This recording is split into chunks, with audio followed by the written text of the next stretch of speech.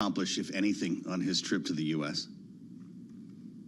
Well, I mean, his trip to the U.S. was largely about speaking to the American public, and I'm not sure how far it went there, but what he did accomplish is having meetings with Biden, with Kamala Harris, Vice President Harris, and with Trump allows him to lay the groundwork no matter what direction things go domestically here.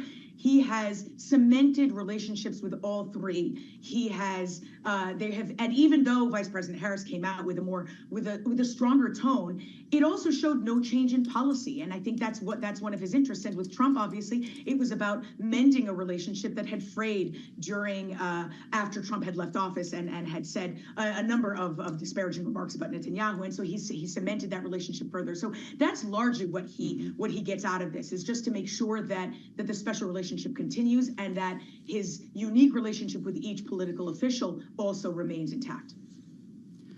Hagar Shamali, Greenwich Media Strategies. Thanks as ever, Hagar, for bringing your experience to us here on Bloomberg TV and radio. This is Balance of Power. I'm Joe Matthew alongside Kaylee Lyons, and we want to take a swing past Capitol Hill before we call this episode to a close here. Jack Fitzpatrick from Bloomberg Government joins us from the Capitol right now, remembering that the House went home, an extended summer recess.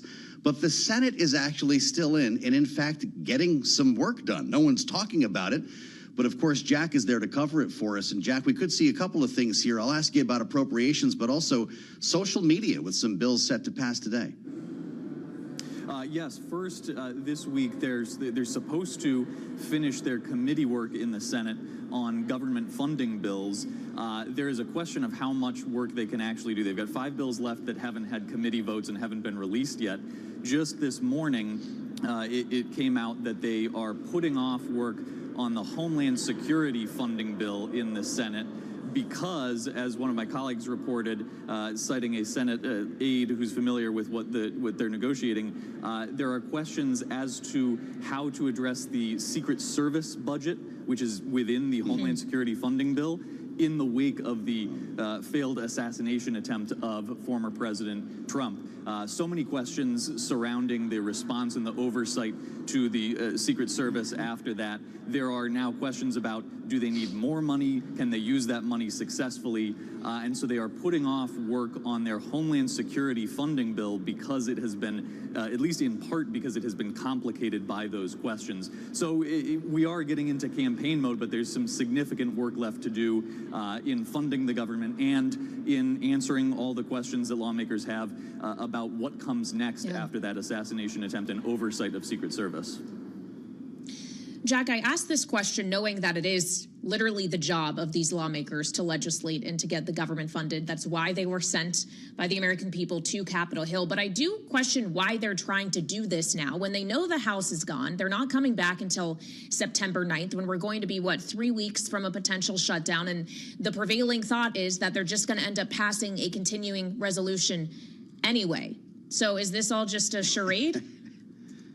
Everything they do now is with an eye on setting the stage for realistic, bipartisan, bicameral, tough negotiations as soon as the lame duck session. If everybody sets their marker and says, this is where House Republicans stand on funding the government and this is where senators stand on it, there's at least a hope that they can have made enough progress so that maybe in December they can strike an actual funding deal. If they could do that, then whoever the next president is will not come in with a shutdown deadline on their plate, and they can focus on getting cabinet officials in place and on their legislative agenda. It's not clear if they will do that because the House and Senate have a huge gap between their approach in funding the government on all sorts of bills. So it's not just a charade. It is largely for show, but that show can set the stage for the real negotiations with an eye on hopefully striking a deal before another president has to come in and clean up the mess. Who says regular order is dead? Jack, we've also got the Kids Online Safety Act and the Children's Online Privacy Protection Act, these two attempting to regulate social media that are apparently moving in the Senate here. Looks like they're going to pass. Do we have any sense of whether they could pass the House? That is an interesting question. The bipartisan interest on this in the Senate sets the stage for possible passage here. But as we mentioned, as we get toward campaign mode and a limited opportunity to legislate in a bicameral way, it's a little iffy if they can actually enact something and have bicameral negotiations on that. Again, a vote to pass that in the Senate that sets a marker that shows there's bipartisan interest in it could be a significant thing, but we're really dealing with a compressed schedule in terms of enacting legislation for the rest of this year. And Jack, before we let you go, we are expecting to hear from President Biden a few hours from now when he's going to be speaking in Texas, outlining what he would like to see in terms of Supreme Court reform. What we're talking about here is an actual ethics code that is enforceable, term limits, potentially even a constitutional amendment when it comes to presidential immunity. For all of these things, he's going to need Congress to cooperate. The House Speaker has already said it's dead on arrival in that chamber. Does it actually, any of these things, face any real prospect in Congress? Not in the near future in Congress. This has become as much of an election and campaign issue. It's one thing for the president to communicate about his proposals, and that's something that some high-profile Democrats in Congress have done, like Dick Durbin, but it's not something where there's a lot of bipartisan overlap. Republicans have put the kibosh on that. So at least in the near term, this is more about communicating proposals than anything that has much of a chance of moving forward and being enacted. Does feel like we're in a bit of a messaging era in politics right now as we're in the August before the election. Jack Fitzpatrick of Bloomberg Government joining us live from Capitol Hill. As always, thank you so much. And it is worth pointing out, Joe, that we're about to have a real absence of news from Capitol Hill after the Senate leaves this week. Yeah. It's going to be, what, 5 weeks before Congress comes back? It's 5, sure. Leaving August to just be essentially dominated by presidential politics and the Absolutely. DNC. And to your point, we'll come back and have a whole argument about whether we're going to shut down the government. So keep your countdown clocks handy. We're counting down to 5 o'clock as well. We'll be back with the late edition of Balance of Power, myself and Kaylee Lyons, and potentially some remarks from the president, Kaylee, on the Supreme Court today. Yep, we'll be listening out for those. We'll get the latest from Israel as it calibrates a response against Hezbollah as well. So come back and join us on Balance of Power at 5 p.m. on Bloomberg TV and radio. And in the meantime, Bloomberg Business Week is straight ahead.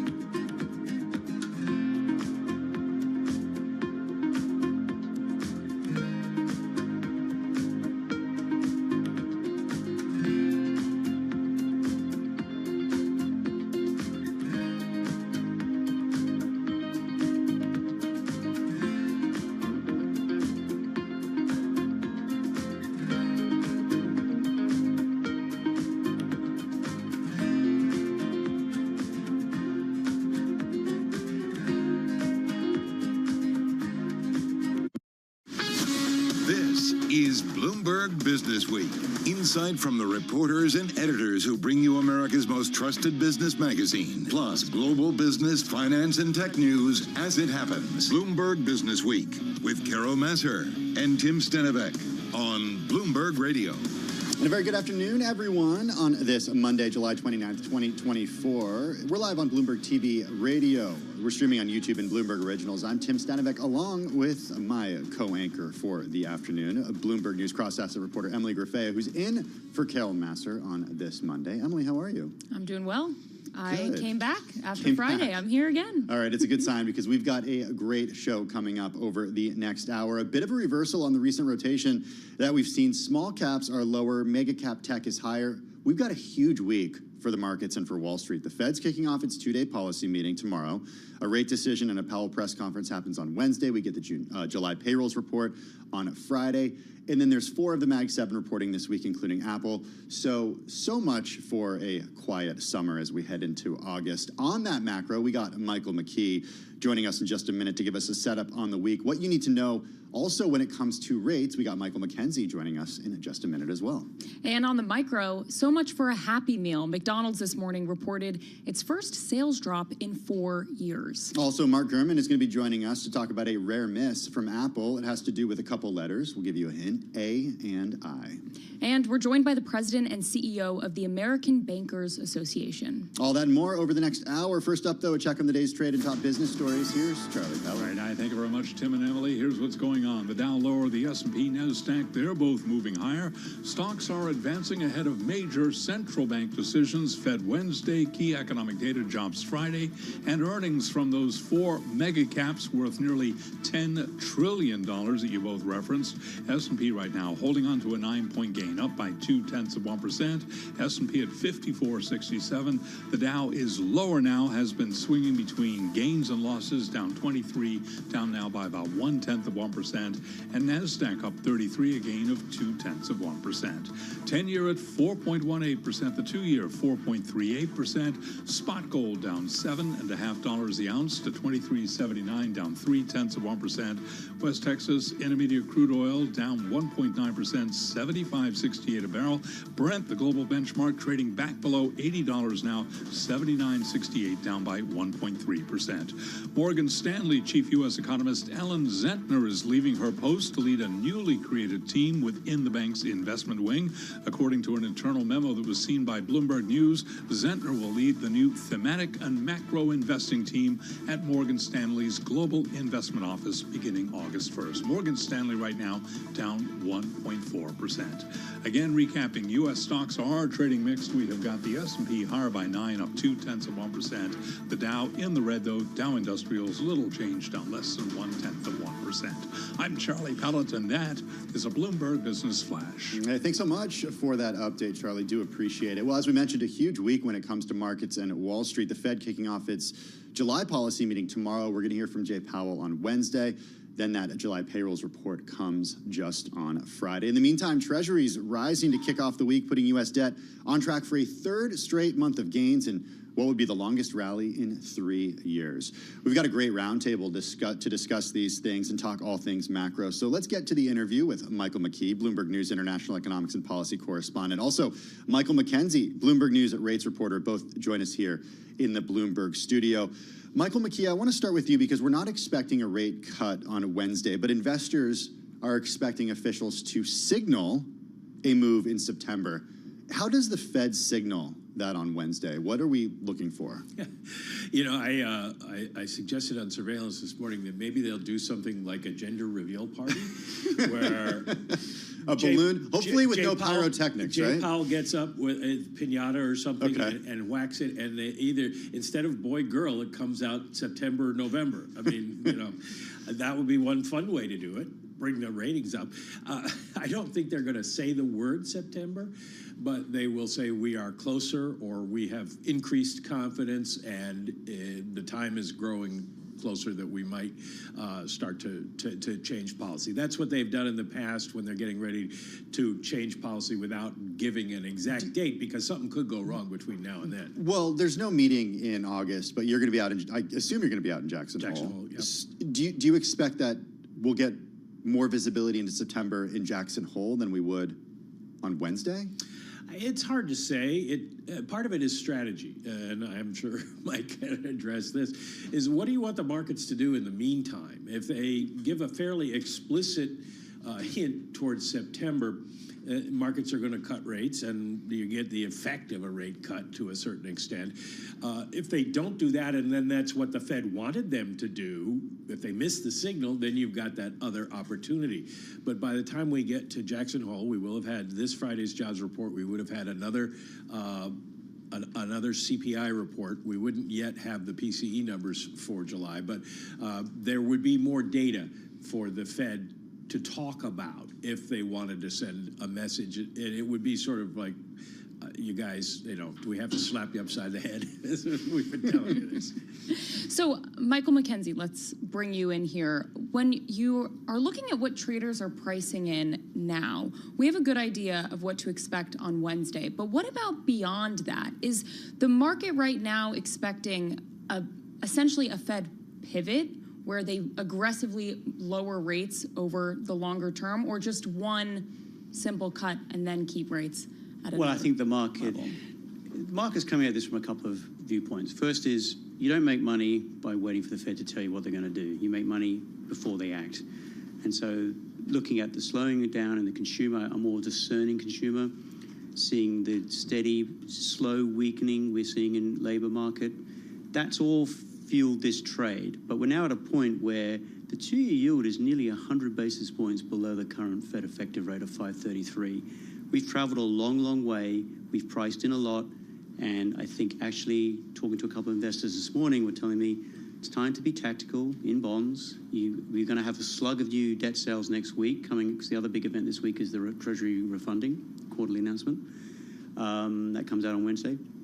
So investors are still leaning towards this idea that the Fed will have to cut. Policy has been on hold for a year now. It is restricted because inflation's been coming down. And as a couple of people have said, it's a week where you've got a big Fed meeting, but actually the big event really is the job market. It's going to be the payroll report on Friday. That'll give the bond market either the green flag to keep pushing yields lower, or having to sort of, okay, we need to back them up a bit here because we've got to take down new supply next week, new 10s, new 30s next week, and we're going to have to then wait to see what the inflation data looks like. 175,000 is what economists surveyed by Bloomberg are expecting in terms of a change in non-farm payrolls come Friday at 8:30. Michael McKenzie, how hot would a number have to be to come in to change the idea of the Fed cutting in September or later? Well, clearly anything above 200 is going to get the bond market kind of out of shape here because it is priced for weakness. We had 206 last month. Well, that's the thing. But also last month we had revisions. So again, people are talking about when they look at the payroll number coming on Friday, keep an eye on what the revisions tell us. If that continues to show jobs are being shedded more than what were being created in when we first got the payroll number, that's part of why the bond market has been pricing in a more from the Fed here, because they're seeing this at the margins. Also, jobless claims will be important on Thursday, and also we get JOLTS tomorrow. And JOLTS has been something that, again, the market is paying attention. Anything labor related is what is going to determine whether the bond market is right or has yet again moved a little bit too early and is going to have to sort of kind of push yields back up a bit from here. So what does Powell say if a reporter asks him on Wednesday, why not just cut right now? Like, why wait until September if the data looks to be suggesting that we need to cut? He gets asked questions like that all the time. And basically what he's tended to do is say, look, the economy is strong at this point. It is not falling off a cliff. We don't need to cut rates right now. And by the time we get to the next meeting, we will have a lot more information that will make us feel more confident in what we're doing. So I would expect that would be the answer you'd get. But the question you ask is a very good one. And a lot of people on Wall Street are asking that. I mean, if you're going to cut and your conditions are okay now, then why wait? Okay, Michael McKenzie, I was surprised to get this in my inbox earlier today. The surveillance newsletter, we heard Marvin Lowe said he sees 10-year Treasury yields getting back to 5.25% next year. That was a surprising call for me to read about. I thought we were sort of done with, plus 4.5% on the 10-year. Well, I guess that would have to come down to an economy reigniting, particularly with inflation, and I guess spending that remains unchecked from Washington. But again, that's 5.25. That's a pretty ballsy prediction. Yeah, it is. Given where we are, and given the economy is slowing down, and again, it comes back to the consumer. The consumer is definitely they've gone from being, you only live once to now, I'm actually being very discerning and cost cutting here. I'm not going to look at the $5 Happy Meal from McDonald's. People are clearly voting and saying, I got to batten down the hatches a bit here. Michael McKee, give you the last word here on what to expect on Friday and how that could change the narrative around cuts.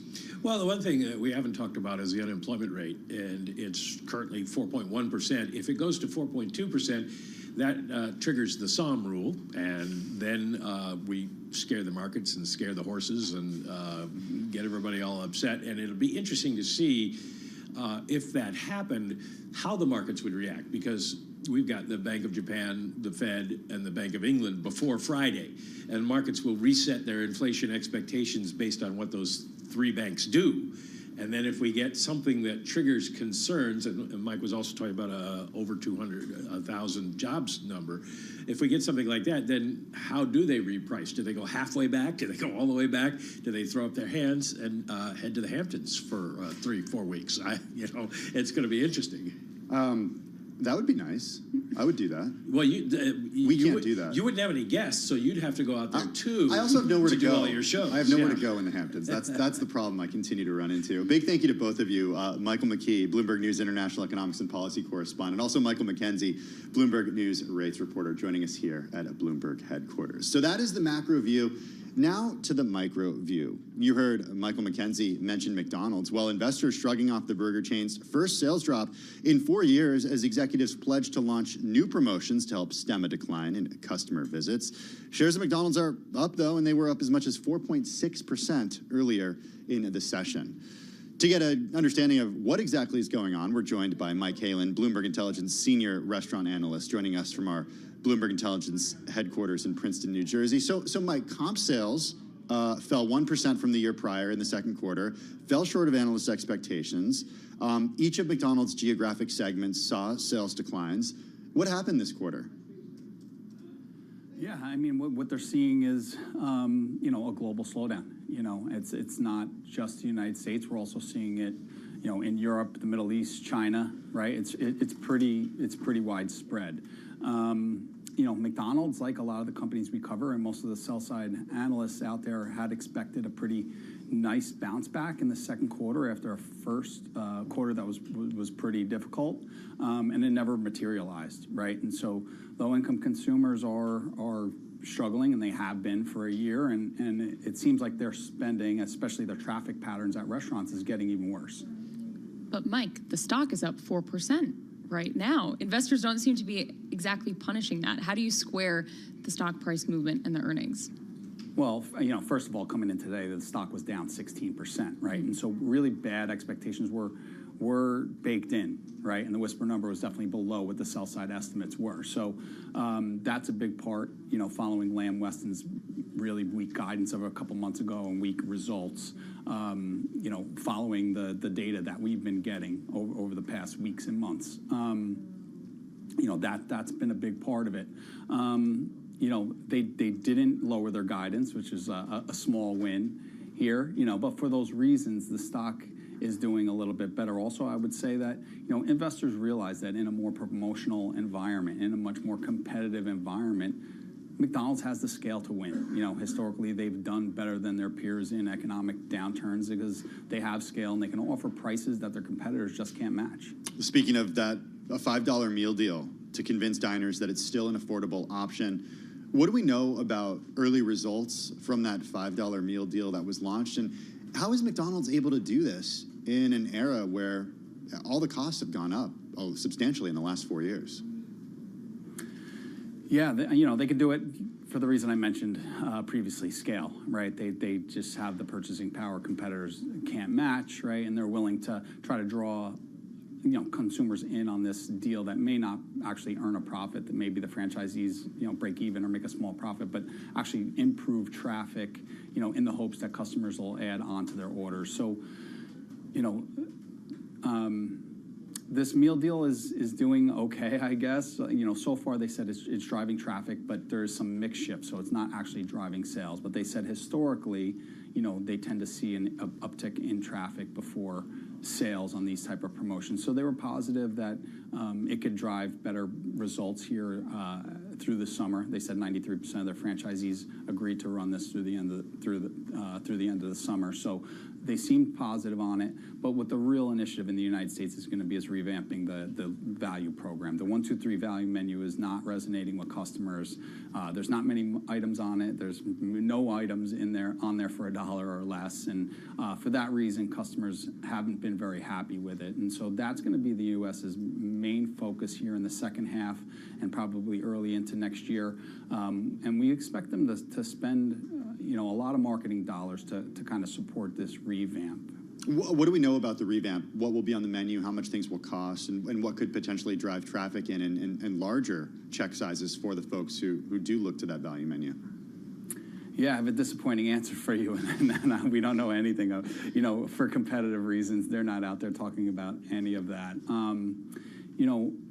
It's going to need some re-engineering. Right now, the menu has, 12 or 15 items, mainly drink items. There's not too many food options. So they're really going to need a completely new menu and a completely new marketing program around it. Because, what I mentioned earlier, they've gotten a lot of shade online about the fact that none of the items on there are $1. Maybe you're lucky in some markets to get something for like $1.50, right? And so, because of that, and because of the fact that they've kind of trailed on value, and they had some bad press around the $18 Big Mac meal, they still have some work. They still have some work to do in terms of reminding customers that McDonald's provides a great value. I'm only chuckling, Emily, because it was like, that was just one instance, but it got a lot of press. I mean, I remember that, and it's not a company I follow closely. Yeah, I mean, that is so much money. It's a lot of money for a Big Mac. Just a burger and fries. I'm wondering, Mike, what have you learned about the state and the health of the U.S. consumer from this earnings report? Well, listen, restaurant sales have been weakening for a year, and we like to say it's a canary in the coal mine. Typically, the first discretionary spending that's cut is restaurants. It's typically felt first, right? And we've seen this slowdown by low-income consumers now for a year. And so what we're seeing now is the low-income consumer situation seems to be worsening, right? They've been dealing with all this higher inflation for the last 3 or 4 years by racking up credit card bills.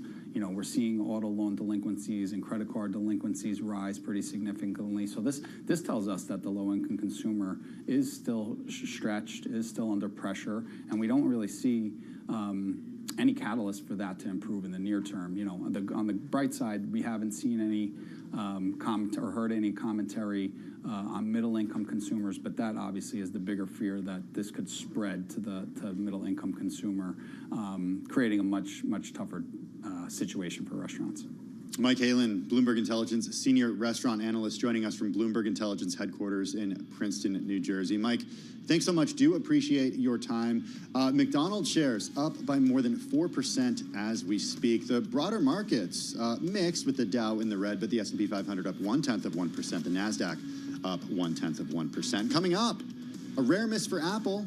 Mark Gurman, Bloomberg News chief tech correspondent, joins us on the other side.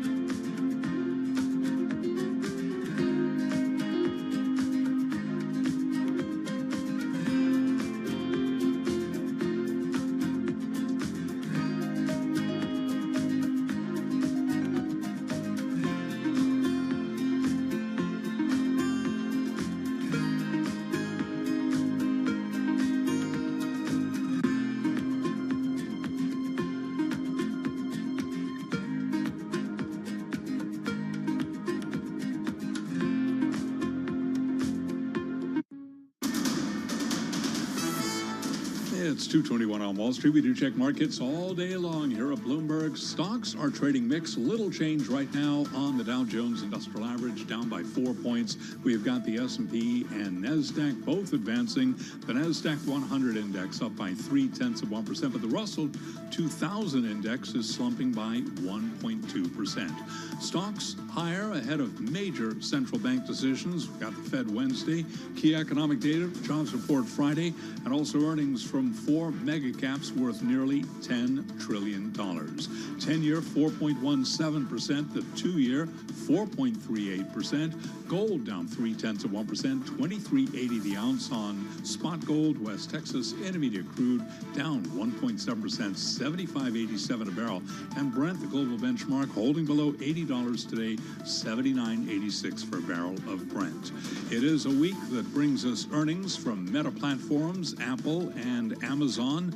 Microsoft reports tomorrow. Right now, we have got those shares pretty much trading mixed. The shares of Microsoft up by 0.4%. Amazon also up 0.4%. Actually, clean sweep here with Meta up 0.3%. And Apple up now by 0.2%. I'm Charlie Pelleton. That is a Bloomberg Business Flash. Hey, thanks so much for that update, Charlie. Do appreciate it. Well, Apple's upcoming AI features will arrive later than anticipated, missing the initial launch of its upcoming iPhone and iPad software overhauls, but giving the company a little more time to fix bugs. Apple planning to begin rolling out Apple Intelligence to customers as part of a software update coming by October. That's according to people with knowledge of the matter.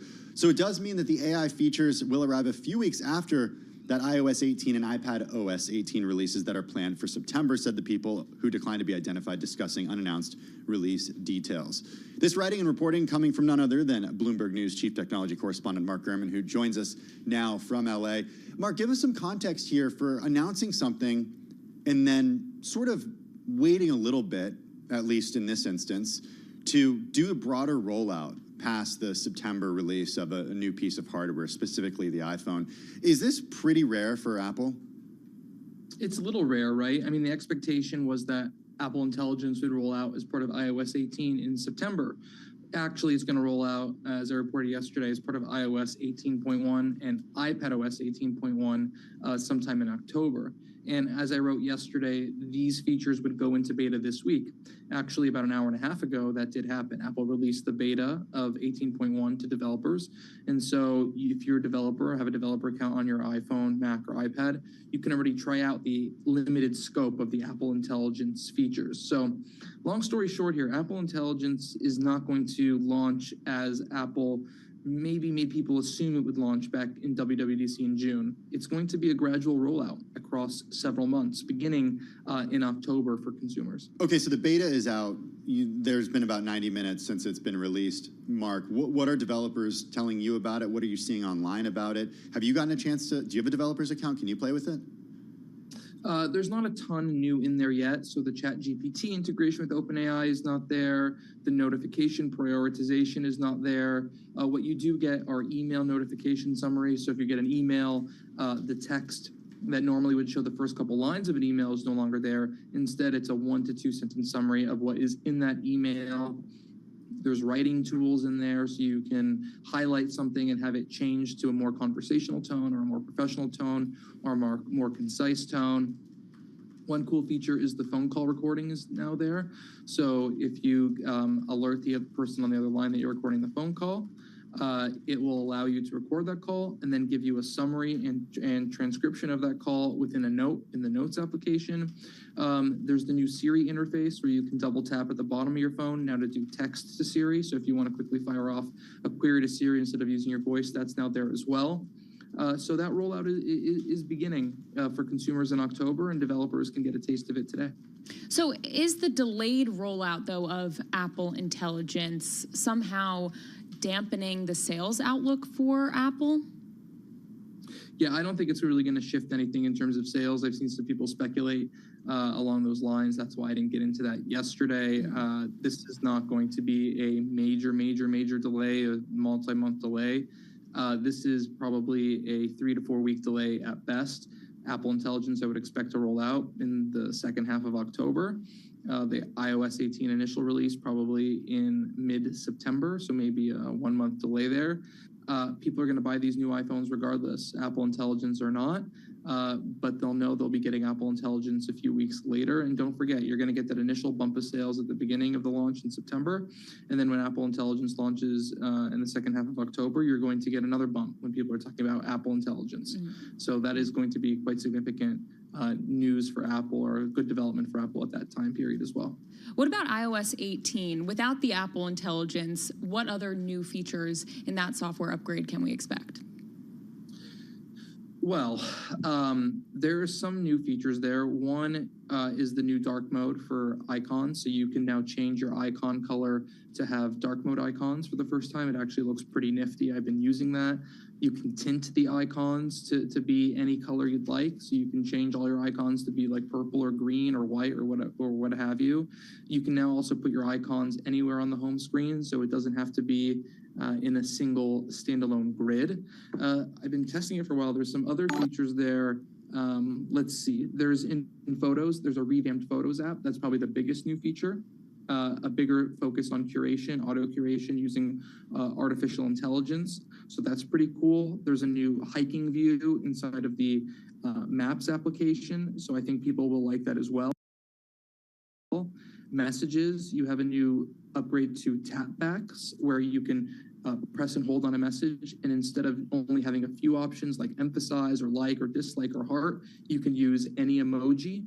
So little tidbits there for what iOS 18 is going to bring, but the real story are the Apple Intelligence features that are going to be coming a little bit later. Yeah, well, let's talk a little bit more about that and what's going to actually drive sales of the new iPhone that is likely, Mark, going to be unveiled in September, right? We don't have a date, of course, at this point yet, but this is the way it's worked in previous years. So Mark, give us an understanding of the way that, in this case, hardware perhaps will drive sales here, because in the past we've talked about more robust cameras, we've talked about more memory and different things over the years, or 5G, for example, different things over the years that have been available in new handsets that drive sales for Apple. What drives sales for this version of the iPhone?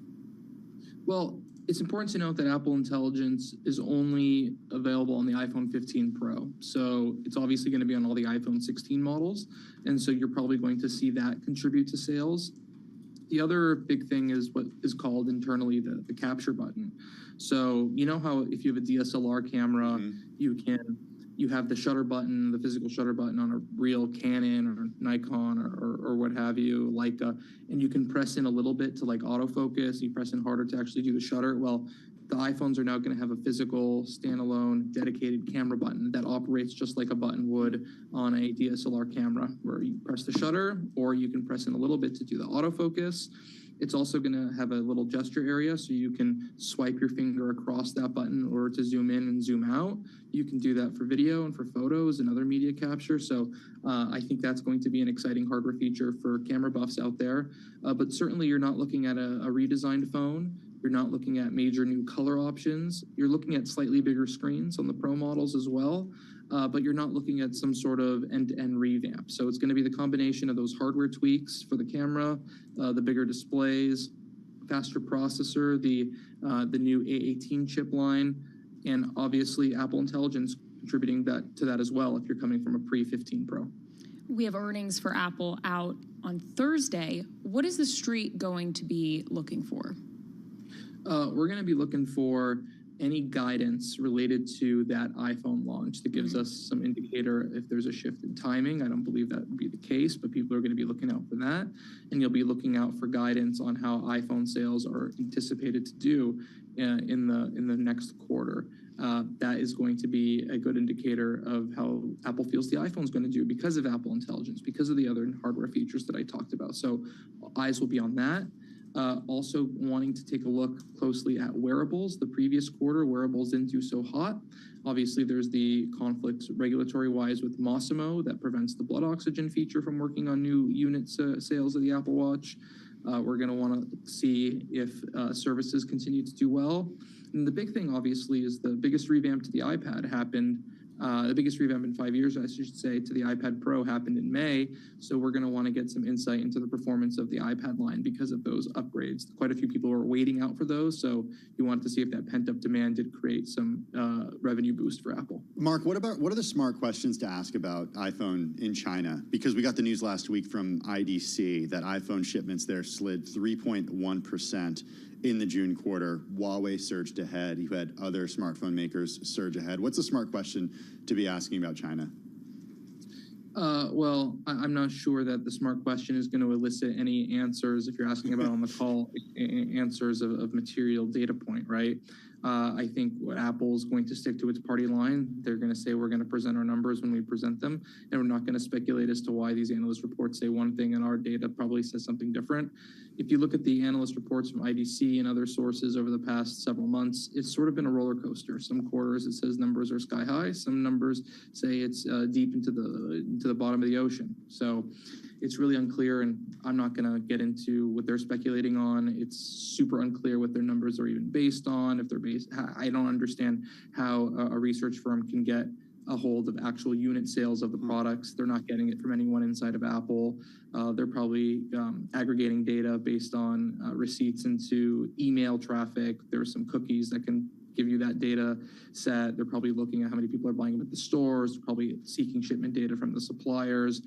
I don't think there's a way to really get a really good hold on that data unless you're getting it direct from Apple. So I'm going to wait and see what Apple has to say. Okay, well, we'll certainly be watching closely on a Thursday when we do hear from the company after the market closes. Mark Gurman, Chief Technology Correspondent for Bloomberg, joining us out there in LA. Make sure to subscribe to Mark's newsletter as well. We are looking right now at a mixed market. The S&P 500 and the NASDAQ are in the green, just barely. The Dow, though, down 0.1%. Coming up on the other side, we're going to speak to the president and CEO of the American Bankers Association. It's the largest banking trade association in the U.S. Before that, though, a check on the latest world and national news. We got Amy Morris in the Bloomberg 99.1 Newsroom in Washington, D.C. Hey, Amy. Hi, Tim. Former President Donald Trump has agreed to be interviewed by the FBI for the investigation into the January 13th assassination attempt at a rally in Pennsylvania. Investigators say they believe the shooter, Thomas Matthew Crooks, used foreign-based encrypted email apps before the attack to conceal his online activities. The FBI had said its investigation into the shooting is ongoing, but has also started releasing more details of the probe now. Vice President Kamala Harris is zeroing in on a group of potential running mates as she faces a 2-week dash to make the biggest decision of her presidential bid. Harris is considering a wide range of vice presidential candidates from the bench of the Democratic Party, although people familiar with the process say there's a short list that's coming together, including 3 elected officials with nationwide appeal: Arizona Senator Mark Kelly, Pennsylvania Governor Josh Shapiro, and Minnesota Governor Tim Walz. Novak Djokovic dominated rival Rafael Nadal at the start, then held off a comeback attempt to win 6-1, 6-4 at the Paris Summer Games in the second round in the 60th and likely last head-to-head matchup between the two tennis greats. And we're keeping track of the medal count for you right now. The U.S. has 15, France has 14, and Japan has 12. France and Japan also has the most gold medals with 6. And that's global news. We bring it to you 24 hours a day, whenever you want it, with Bloomberg News Now. I'm Amy Morris, and this is Bloomberg.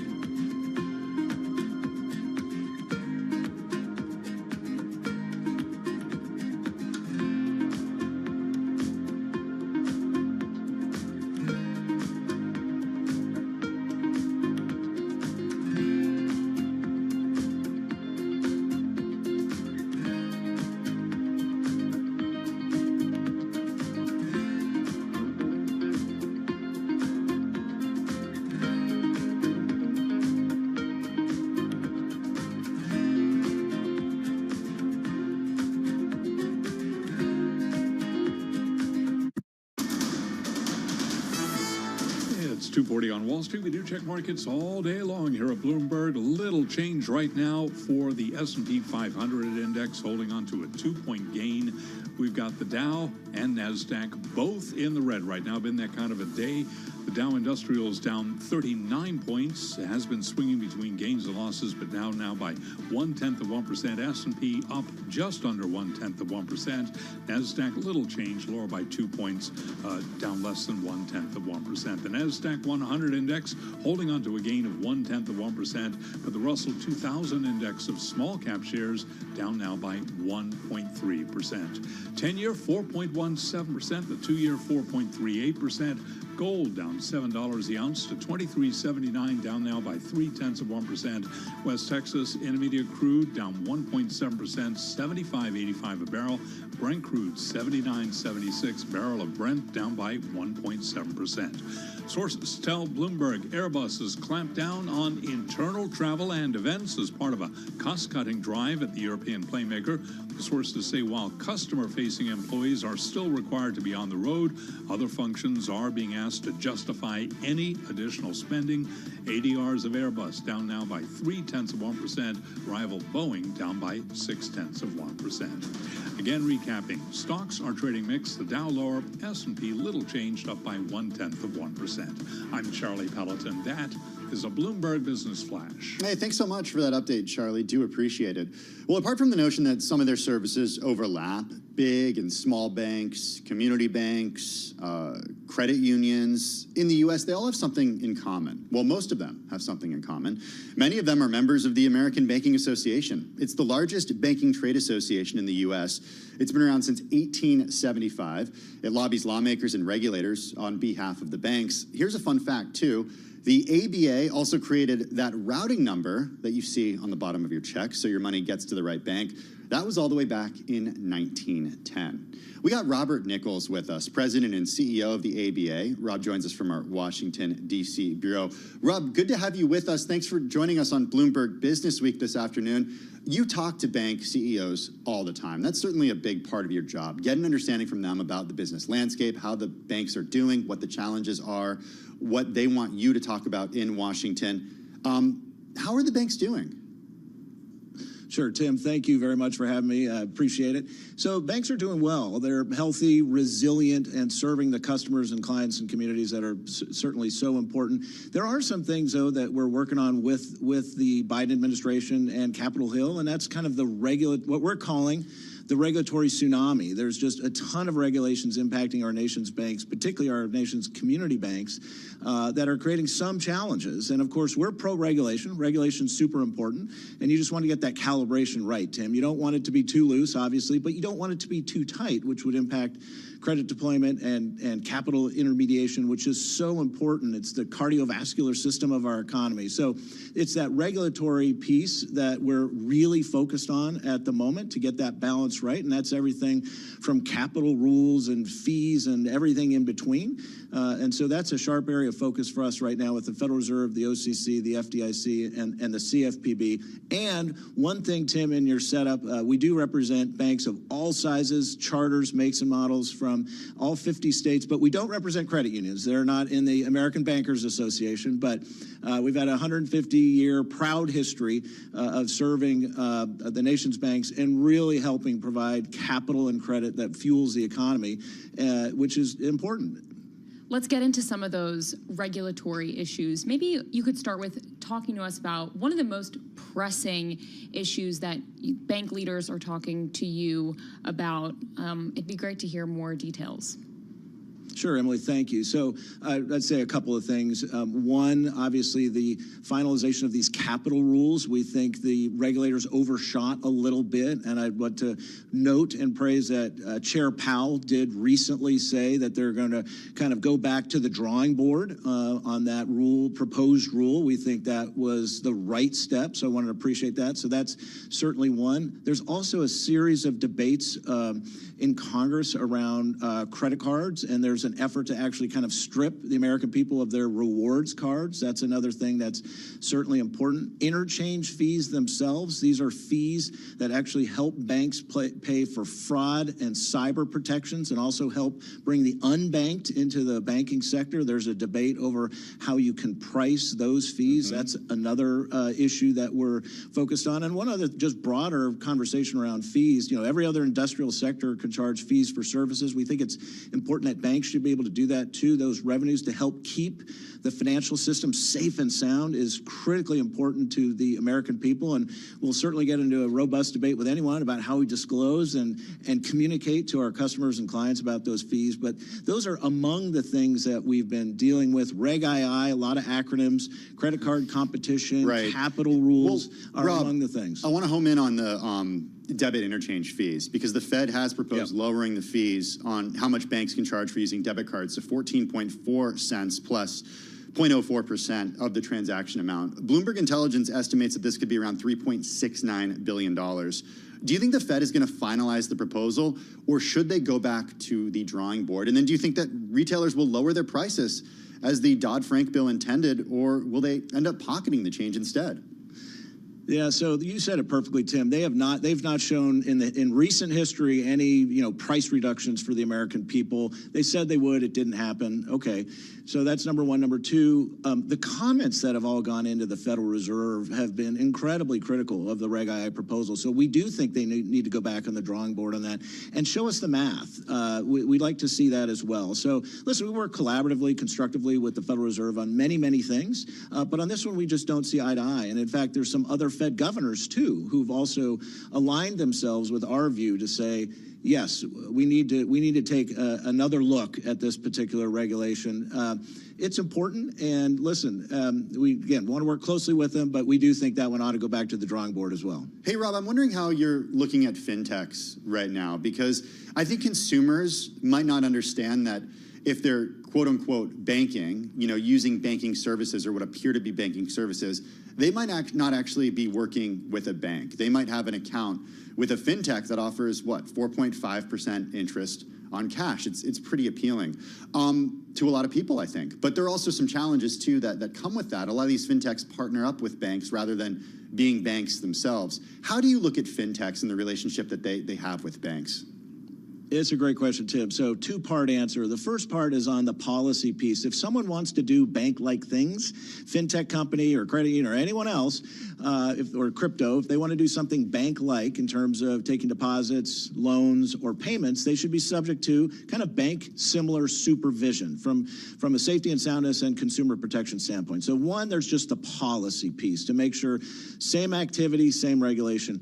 But then, to your point, banks work incredibly closely with fintech companies to enhance the customer experience. We at the American Bankers Association have a great group of people led by Brooke Ybarra, who's a fantastic executive, where we meet with fintech companies constantly, literally on a daily, weekly basis that want to partner with banks to improve the customer experience. So that partnership model we think is incredibly important. But then more broadly from a policy standpoint, we do want to make sure if any entity, crypto, fintech companies, et cetera, wanted all the kind of the folks in the shadow banking system, if they want to do something bank-like, we're all for just competition. We just want a level playing field. So we want to make sure same activity, same regulation. We don't have a lot of time left, but we can't let you go without asking about the upcoming election. Who's better for the banks, Rob, Harris or Trump? So we don't get involved in presidential races, Emily, but I will say we will work with whoever the American people send to Washington next year. And if it's former President Trump or Vice President Harris, we will work incredibly collaboratively with their team to make sure that regulatory balance is proper so that the U.S. banking system can serve the U.S. economy in the manner that we need it to. And so I don't know, not here to make a prediction today. We don't get involved in presidential race, but we're going to work with either the future President Harris or Trump very closely. 20 seconds, Trump's comments over the weekend at the Bitcoin conference, net positive or net negative for your members? I would say this on crypto. We want to make sure that it's regulated. There needs to be regulation. There isn't, and I'm heartened that Republicans and Democrats alike, and both of the major candidates are talking about some sort of regulatory architecture around crypto. I think that's good. Rob, really appreciate you taking the time. Rob Nichols, President and CEO over at the ABA, American Bankers Association, joining us from Washington, D.C. Coming up, it's One More Thing. We're talking about Tesla right after this. This is Bloomberg.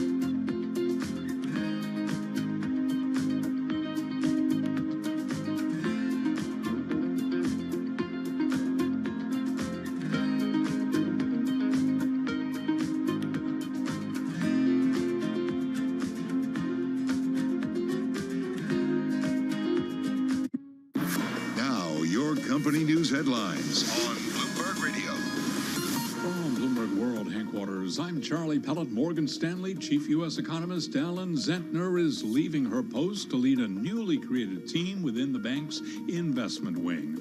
According to an internal memo seen by Bloomberg, Zentner will lead the new thematic and macro investing team at Morgan Stanley's Global Investment Office beginning August 1st. Morgan Stanley shares today down 1.4%. Apple's upcoming artificial intelligence features will arrive later than anticipated, missing the initial launch of its upcoming iPhone and iPad software overhauls, but giving the company more time to fix bugs. Sources tell Bloomberg the company is planning to begin rolling out Apple Intelligence to customers as part of software updates coming by October. That means the AI features will arrive a few weeks after the initial iOS 18 and iPadOS 18 releases planned for September. Apple shares today, they are higher, little changed, up just under 0.1%. On semi shares surging after the semiconductor device company reported second quarter adjusted earnings per share that did come in ahead of estimates. Right now, we've got Guardant shares higher after regulators approved the company's blood test for colorectal cancer as a primary screening tool at a time when the disease is rising at a worrying rate for younger Americans. Guardant Health shares up today by 2.4%. Tesla shares are higher after Morgan Stanley named the company as its new top pick within the U.S. auto sector, replacing Ford. Analyst Adam Jonas is maintaining his overweight rating and street-high $310 target on Tesla. Tesla up by 5.2%. Those are our top company stories, and this is Bloomberg. This is Bloomberg Business Week with Carol Messer and Tim Stenivek on Bloomberg Radio and Television. It is Bloomberg Business Week. Emily Griffeo in for Carol Master this afternoon. I'm Tim Stenivek, and let's get a check on the latest world and national news. We got Amy Morris in the Bloomberg 99.1 newsroom in Washington, D.C. Hey, Amy. Hi, Tim. President Biden today is set to propose term limits for Supreme Court justices, and he is set to push for a constitutional amendment to override the court's recent decision that the president enjoys some immunity for official acts. Biden will outline his proposed reforms in Austin, Texas, this afternoon at the LBJ Presidential Library.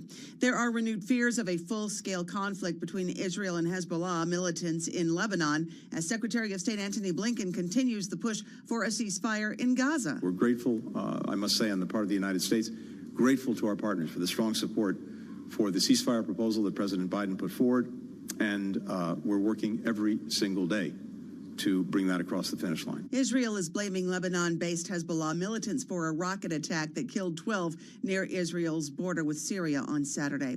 The U.S. is condemning that attack. National Security Council spokesman John Kirby says he doesn't think that attack will impact ongoing negotiations to strike a ceasefire deal in Gaza between Israel and Hamas. Novak Djokovic defeated rival Rafael Nadal 6-1, 6-4 at the Paris Summer Games in what may be the last head-to-head matchup between the two tennis greats. The medal count right now is the U.S. has 18 medals, France has 14, Japan has 12, but Japan also has the most gold medals with 6. Global news 24 hours a day, whenever you want it, with Bloomberg News Now. I'm Amy Morris. Back to Bloomberg Business Week with Tim Stenivek and Emily Griffeo. Hey, thanks so much, Amy. Do appreciate that update. As promised, talking about one of the most read stories on the Bloomberg terminal right now, called full self-driving. And I say it's so-called because an analyst over at Truist is out with a note that says, well, it wasn't really something that I could use without having human intervention. What's going on? That's right. This is William Stein. He's a Truist securities analyst with a hold rating on Tesla, and he took one of these cars for a test drive. He said that his Model Y accelerated through an intersection as the car in front of him had only partly completed a right turn. His quick intervention was absolutely required to avoid an otherwise certain accident. So basically, the analyst is saying if he hadn't intervened in the full self-driving model, the car would have crashed. Okay, remember, the reason why this is an important thing for us to be talking about is because, well, one, it's called full self-driving, but it's not fully autonomous, as we've talked a lot about in the last few years. But two, as Bloomberg News reported weeks ago, and Tesla confirmed last week, the unveiling of the robotaxi has been moved from next month to October. And if it can't get the technology right with FSD, Emily, then how's it going to get the tech right with these robotaxis that are supposed to be a huge part of Tesla's business moving forward? That's right. It feels like full self-driving has been a promise of Tesla and one that Elon Musk has talked about a lot, but we just haven't quite seen it materialize. But he has placed greater emphasis on full self-driving and Tesla's broader AI efforts as sales of the EVs have slowed. Yeah, the sort of joke among the analyst community and observers of Tesla is that he always says, you know, next year when it comes to this type of robotaxi capability. So we'll see if it is indeed next October, or this current October in a few months, that technology is showcased. The S&P 500 is higher by close to 0.2%. The NASDAQ higher by 0.1%. If you are sticking with us on a Bloomberg Business Week and heading over to radio, YouTube, or Bloomberg Originals, we got a great program coming up. We're going to be joined by Chief Markets Correspondent Abigail Doolittle talking about the market drivers. Plus, we're talking about the big take. Olga Karif, Bloomberg News senior crypto reporter, will join us to talk about Trump's journey from crypto skeptic to Bitcoin cheerleader. All that ahead on a Bloomberg Business Week. The close next on TV.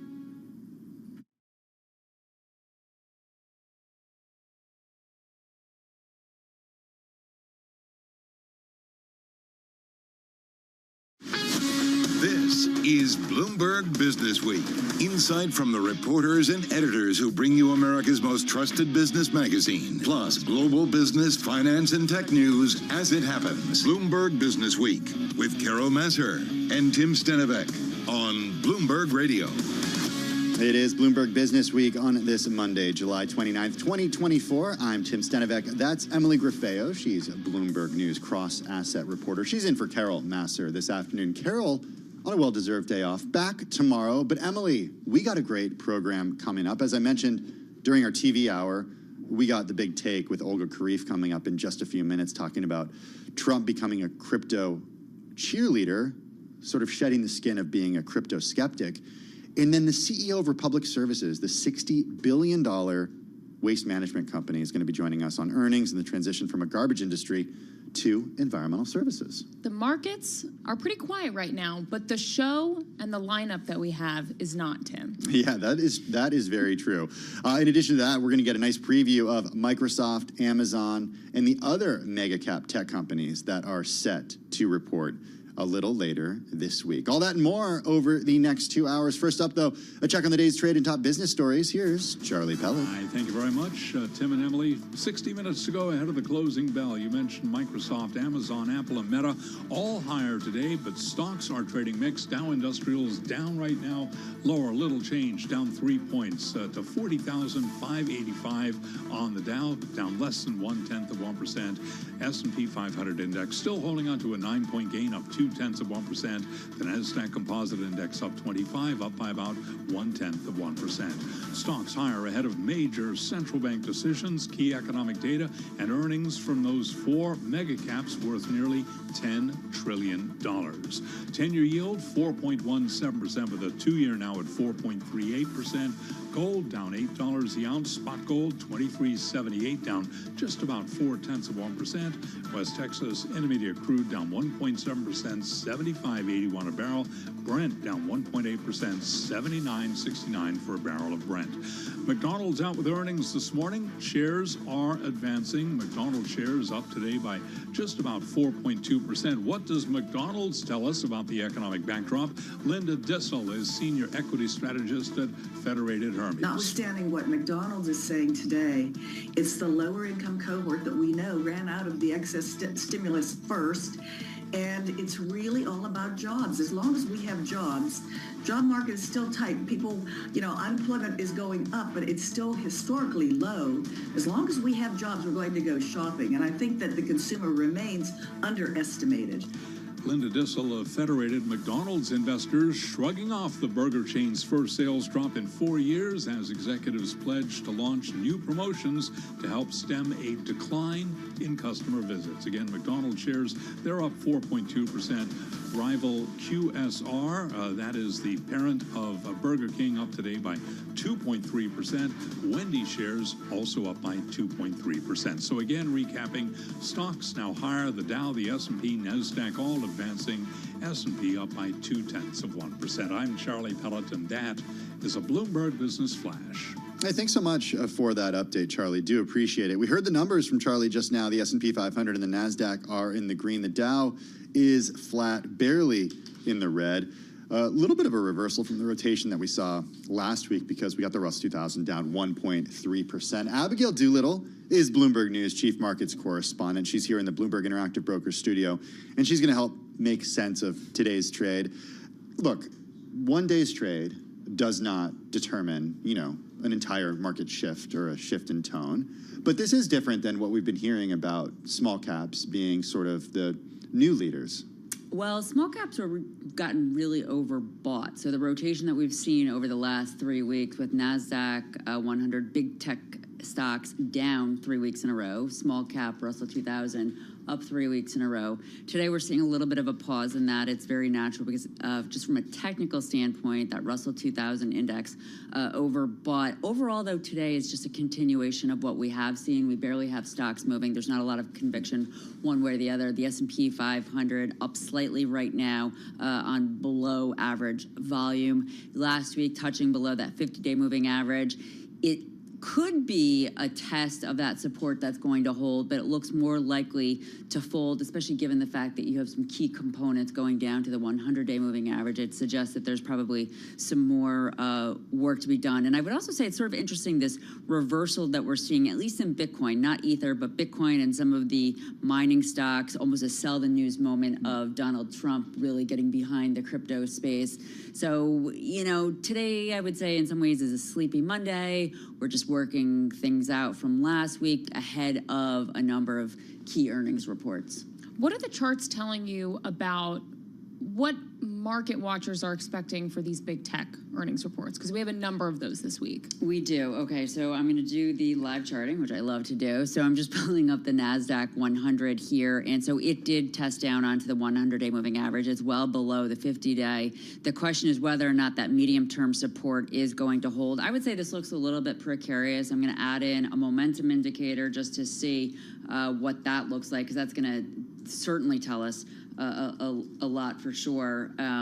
You know, like when we think about it from an individual stock level, Tim, you and I have been following Apple forever, and it's funny, that stock, okay, so it's interesting. The NASDAQ 100, the momentum, it's unclear right now. There's a possibility that this touchdown onto the 100-day moving average could be the sell-off that we've seen. The roughly 10% drop, the roughly 10% drop from, you know, a couple of weeks ago to last week will prove to be all in the near term. But let's take it into some of the individual stocks, because that's really where it is. When you start to see these indexes either pulling back a little bit or holding up, but some of the individual components look, ooh, an Apple.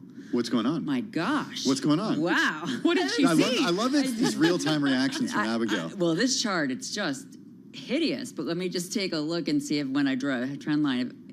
Yeah, so Apple, there's a chance this quarter is going to be not so great, because when I take a look at Apple, ooh, the trend line, the up, I can show it to you. Well, share with the radio audience who's not. So we have this massive pair after dropping from last December into April, almost 20%, basically a bear market, as the rest of the market was rallying. Out of the April lows, Apple was up as much as 45% in about 3 months.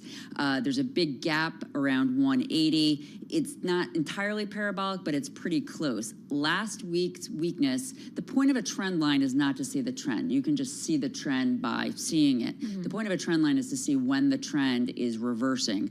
On last week's weakness for Apple, that parabolic uptrend or quasi-parabolic uptrend is starting to reverse. That tells you some people who bought well down in April or bought even before then, they're getting nervous. They don't want to be holding the bag when the report comes out. I would suspect that there's going to be some weakness here for that quarter, which is interesting because we've actually heard, unlike the previous 2 quarters, ahead of this RSI. So Apple's going to probably go back to 200 or below. It might fill that gap around 180. And with the upcoming report ahead, I strongly suspect that could be the trigger. It could also be the Fed, though. Right. Because if the Fed this week, if they do not indicate that they're cutting in September, it's not going to be just Apple. It's going to be a lot of these stocks that have just simply gone too far, too fast, and they're looking for that liquidity. If the liquidity does not gush in, at least even just the promise of it, there's going to be an issue. Well, I'm looking at the chart for Bitcoin right now, Abigail, because in just a couple of minutes, we're going to be speaking to Olga Karif about her big take that she, along with some members of the crypto team, wrote about Trump's journey from crypto skeptic to Bitcoin cheerleader, talking about what he said over the weekend. Why wouldn't we see a bigger boost to Bitcoin based on what the former president said? Well, it reminds me of a sell the news moment from years ago. I remember in 2011, Donald Trump said that he would start accepting gold for down payment on some of the buildings on the west side. And I thought to myself, that could be the top of gold. Wow. And it proved to be. I'm not saying that this is the case here because he's adding it to the MAGA agenda, so it's going to be a piece of his policy. But I think that the reason we're not seeing a more robust reaction is we've already really seen it. Out of the the July 5th lows, Bitcoin's up 31%, and it's hit to resistance level. So there needs to be something new, something unexpected to take it through resistance around 70. The long-term chart very much suggests that we need to consolidate down around 40. Could we go a little bit higher, maybe even 75, 80 before that happens? Yes, because it's such a wild market. On the other hand, there probably is going to be some more near-term strength before a significant move lower. But today I would say it's just some sell the news. And it's at 67,430 and change right now per Up nearly Bitcoin. 60% this year. It's one of the best performing assets in 2024. Bloomberg News Chief Markets Correspondent Abigail Doolittle here in the Bloomberg Interactive Brokers studio. Abigail, thank you so much. Well, we did just talk about the idea that the former president has really gained a following in recent months when it comes to crypto. It was supposed to be a cryptocurrency conference, but it could have easily been mistaken for a Trump rally. Vendors sold red hats reading "Make Bitcoin Great Again," and President Donald Trump got a warm reception to his promise to fire Gary Gensler. Take a listen. On day one, I will fire Gary Gensler. I will appoint a new SEC chairman who believes America should build the future, not block the future. Upon taking office, I will immediately appoint a Bitcoin and Crypto Presidential Advisory Council. That was the former president and current Republican nominee Donald Trump over the weekend at a Bitcoin conference. Chronicling Trump's journey from crypto skeptic to Bitcoin cheerleader is Olga Kharif. She is Bloomberg News senior crypto reporter. She and other members of the crypto team wrote today's big take, which you can check out on the Bloomberg terminal and at Bloomberg.com. Olga joins us from Portland, Oregon. Olga, what a great piece. It's among the most read on the Bloomberg terminal. Give the readers, the viewers, the listeners an idea of the transformation that we've seen from former President Trump to a skeptic when it comes to cryptocurrency to a figure that much of the community, at least from a dollar's perspective and from a crypto perspective too, has gotten behind. Sure. So it's an amazing transformation. So 5 years ago, there is still a tweet from Donald Trump that says, I'm not a fan of Bitcoin. And he also alluded in the tweet that, cryptocurrencies are used for illegal activities.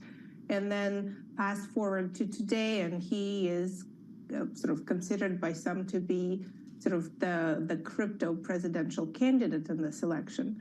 So what happened in between there was Donald Trump and his wife Melania put out some NFT collections, which sold out within hours. His collection sold out within hours, and he over time learned more about how crypto works, how wallets work, how the Ethereum blockchain works, and he also started hosting some crypto people at Mar-a-Lago. He had 2 NFT related dinners, and he really liked the crypto community and learned a lot from talking to it. And this is essentially how his crypto agenda came together.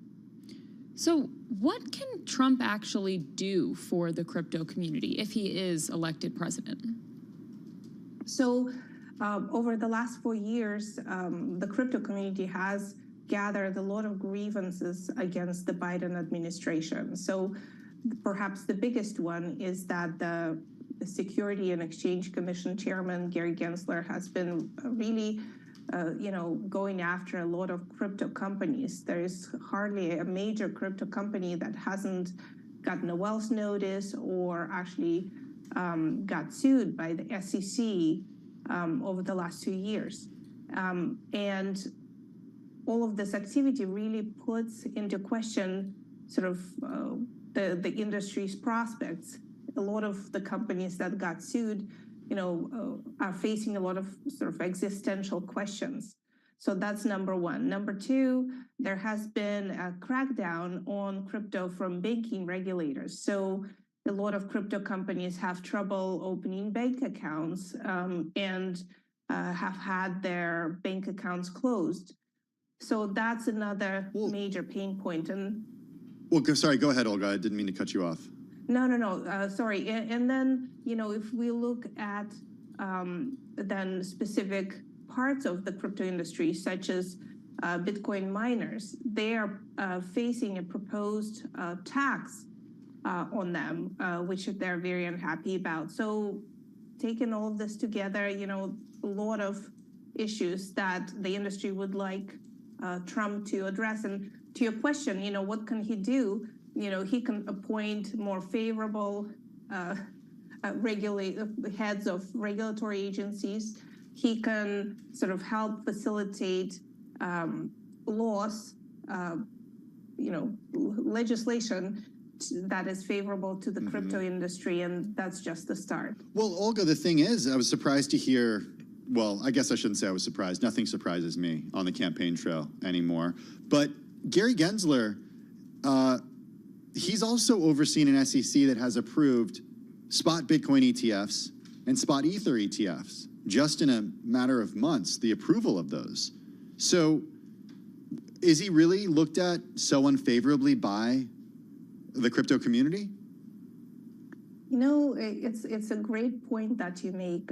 I think people are sort of speculating that he grudgingly sort of agreed to let this ETFs be.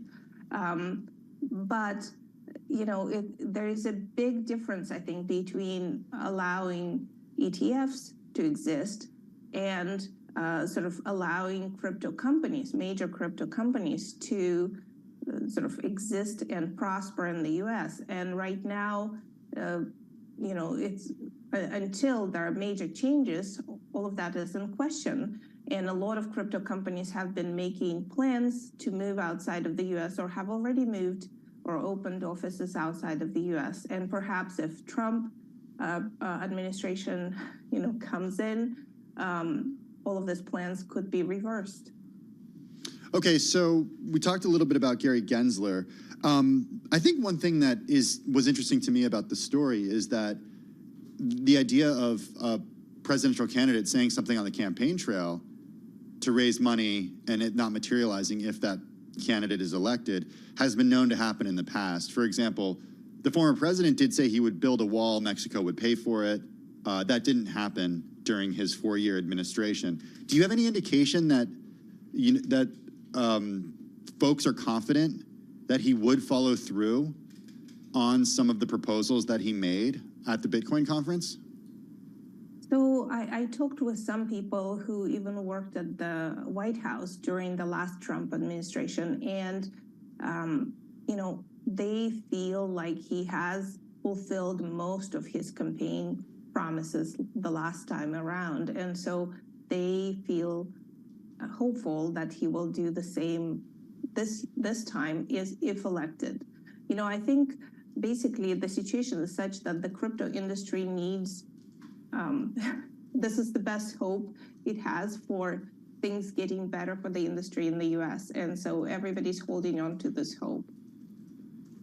Olga, it's a great story. It's among the most read on the Bloomberg terminal. It is today's Big Take. Check out her story and more from Bloomberg, The Big Take. It's on the Bloomberg terminal and at Bloomberg.com. We're seeing the Dow in the red, but the S&P 500 higher by, I'll go ahead and call it 0.2%. The NASDAQ by 0.1%. Coming up, John Vander Ark, President and CEO of Republic Services. This is Bloomberg.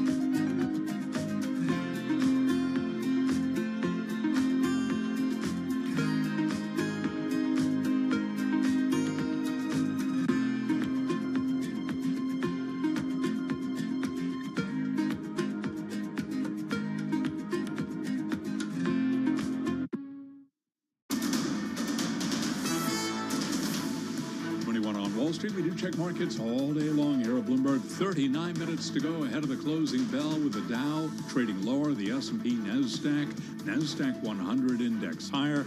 Russell 2000, no hard hit today. It is slumping by 1.3%. The Dow just about flat on the day, down 3 points right now. S&P higher by 10, up 0.2%. NASDAQ Composite Index also up 0.2%, while the NASDAQ 100 Index up by 0.3%. 10-year yield 4.16% with the 2-year 4.38%. Spot gold down $5 the ounce, 23.82 right now, down 0.2%. And West Texas Intermediate crude oil down 1.7%, 75.87 for a barrel of WTI. Barrel of Brent below $80 now. Brent crude at 79.73, down 1.7%. Stocks trading a little changed right now ahead of major central bank decisions this week. Key economic data and earnings from 4 mega caps worth nearly $10 trillion. As for the earnings backdrop, Katrina Dudley is senior investment strategist at Franklin Templeton. 78% of the companies that have already reported so far have actually beat earnings expectations. If we have a look at expectations and what analysts were doing going into this quarter, the rate of actually, downward revisions was lower than you'd anticipate. So the bar is actually higher, and we've still got 78% beating. Katrina Dudley of Franklin Templeton. Results from Microsoft, Meta Platforms, Apple, and Amazon will be crucial after an underwhelming start of the mega cap reporting season. Again, recapping, U.S. stocks are trading higher right now. The Dow, the S&P, NASDAQ, all back in the green. S&P up 0.2%. I'm Charlie Pelleton. That is a Bloomberg Business Flash. Hey, thanks so much for that update, Charlie. Do appreciate it. Well, last Thursday, shares of Republic Services, the $60 billion market cap waste management firm, fell more than 5% after the company cut its full-year revenue forecast to below analyst estimates. Republic Services did, however, boost its adjusted earnings per share guidance for the full year, beating the average analyst estimates. Who better to talk to about this than the president and CEO of the firm? John Vander Ark is president and CEO of Republic Services. He's back with us from Michigan. John, good to have you. It's been close to a year since we last spoke. How are you?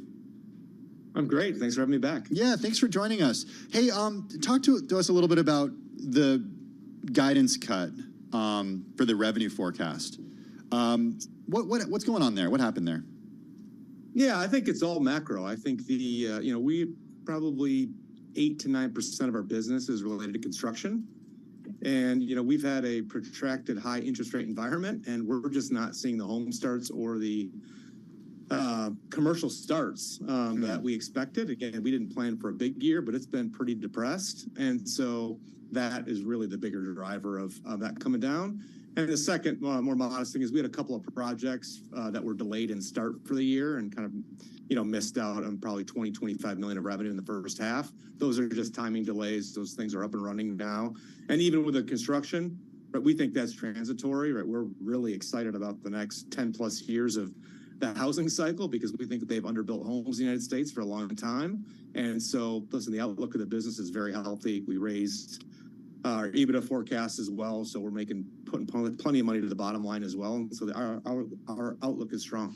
When do you see the construction business turning around?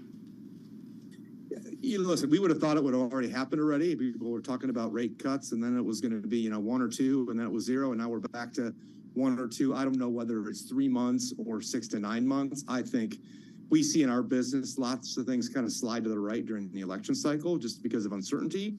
And I would expect by Q1 of next year, things will be really moving again.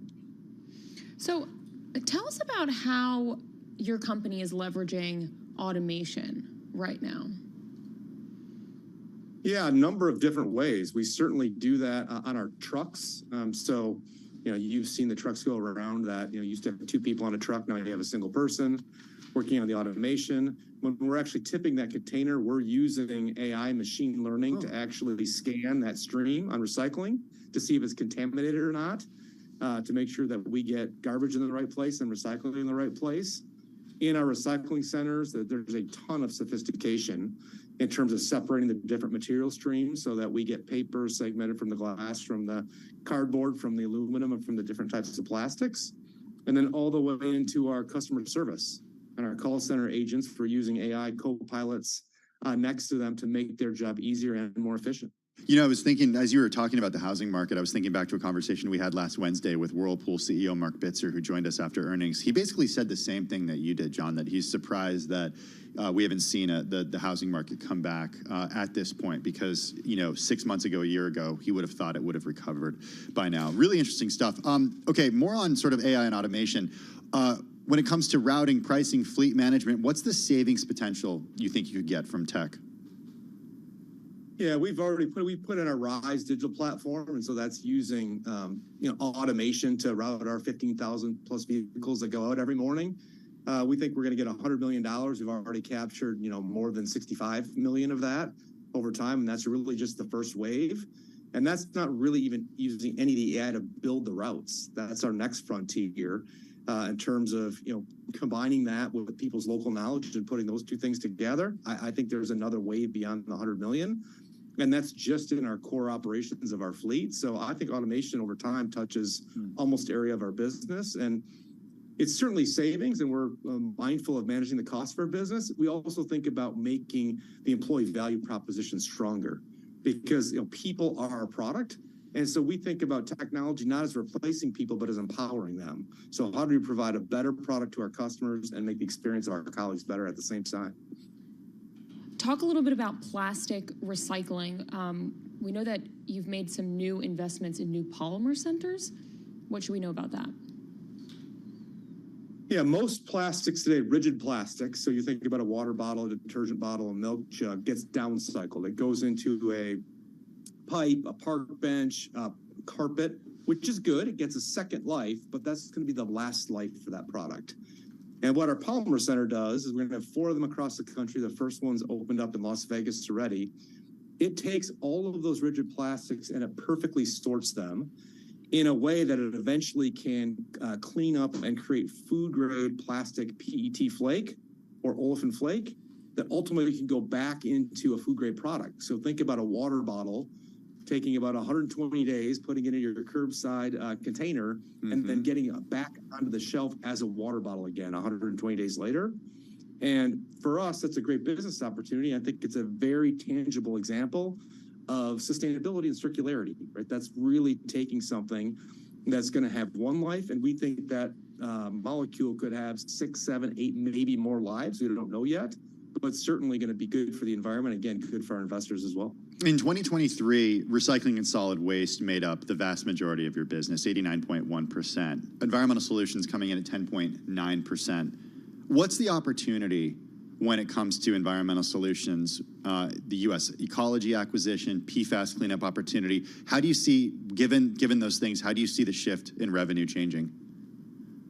Yeah, last year we did about $1.6 billion in that environmental solutions space, and we think that's a $30 billion plus market in North America. So you can tell right there, right? We've got a lot of share potential, kind of a 5-6% share player, with lots of opportunity for growth. And PFAS is a good example of a very technical waste stream that society is grappling with right now. We want to be the ones to remediate and take care of that. Last year we did about $70 to $90 million of PFAS revenue, and this year we're on track to beat that number. And I think that's early days. As the regulations come out, I think that's going to create a bigger market opportunity for us. And again, we don't run away from those technical challenges and those hardest problems. We want to be the ones to solve them because we care a lot about environmental responsibility. We want to be the ones who are in the middle, cleaning up the most challenging problems for society. So in your business, you have a very large fleet. You have to transport goods, and that requires vehicles moving around. How are you guys dealing with keeping that line of business sustainable while also having a large fleet of vehicles? Yeah, so 15,000 plus routes, 18,000 vehicles, because we have some spares in the system as we think about preventative maintenance, et cetera. So we're bullish on electrification. And so we've got more than a dozen vehicles today. We're going to have 60 or 70 by the end of this year, and we'll have more than a couple hundred in our fleet next year. And our application is perfect for electrification because versus an over-the-road context, our trucks come back every night to the facility. Our charging time is overnight, and that's during the off-peak hours for the grid. So we're very friendly with the utility in terms of their power plan throughout the day. And we've got a partner, Oshkosh, who's built the first purpose-built refuse vehicle ever.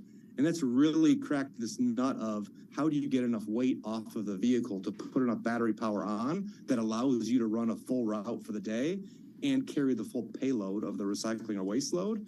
And their truck does that. We've got 2 operating today. And again, we'll have more than 50 in the fleet by the end of the year. Hey, John, we only have 30 seconds left, and I know CEOs love to be asked about competitors. So Waste Management buying Stericycle. M&A, thoughts on that merger and how things will pick up? Just 30 seconds. Yeah, listen, we're the great-grandchild of 1,000 acquisitions, and so is everybody else in this space, and it's a slow-growth industry, so M&A is an inevitable trend. I'm sure they'll do a wonderful job with that acquisition. They're a well-run company. We don't see that as a loss for us in the sense that we've got a robust M&A pipeline, excited about where we grow in recycling and waste and environmental solutions, and even sustainability, innovation, the circularity and sustainability opportunities I talked about earlier. John, we love talking trash with you. John Vander Ark, President and CEO of Republic Services, joining us from Michigan. Next time you're in New York, come hang out with us again in the Bloomberg Interactive Broker Studios because that was fun last year. Let's get a check on the latest world and national news. We got Amy Morris in the Bloomberg 99.1 newsroom in Washington, D.C. Hey, Amy.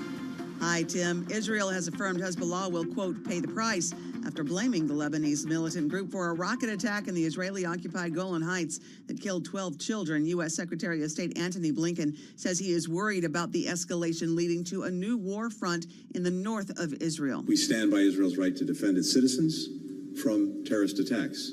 We also don't want to see the conflict escalate. We don't want to see it spread. Hezbollah firmly denies it was behind that strike. The White House says it has serious concerns about announced results of Venezuela's elections over the weekend, granting Nicolas Maduro a third term as president. Opposition candidate Edmundo Gonzalez contested those results. The Biden administration is calling on the Maduro government to publish precinct-level polling data to ensure accountability.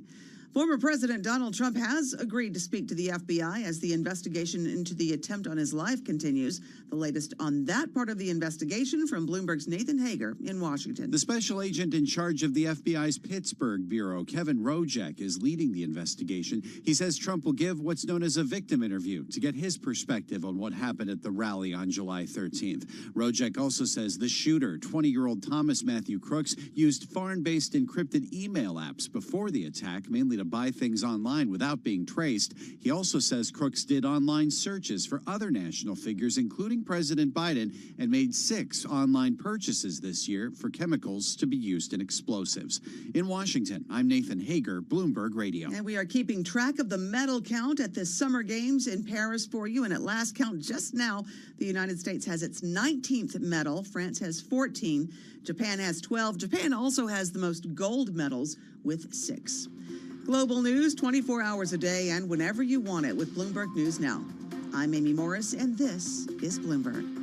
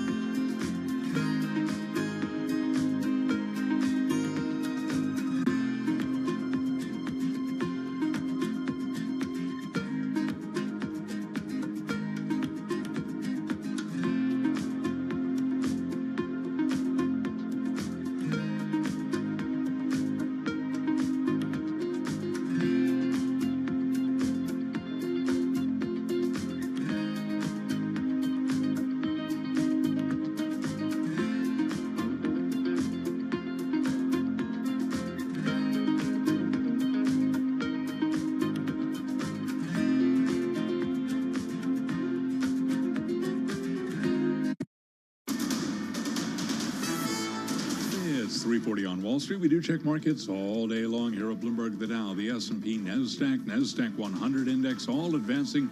Russell 2000 index of small cap shares in the red. But right now, let's head over to the first word breaking news desk for today's afternoon call. And here he is, Bill Maloney. And good afternoon, Charlie. Modest gains for the main U.S. averages, with the Dow currently up 23 points. S&Ps are higher by 16, while NASDAQ rises by 0.3%. The U.S. 10-year yield at 4.16%. Gold is down 7 points. Oil trading in the red. And Bitcoin, that's lower by 0.8%.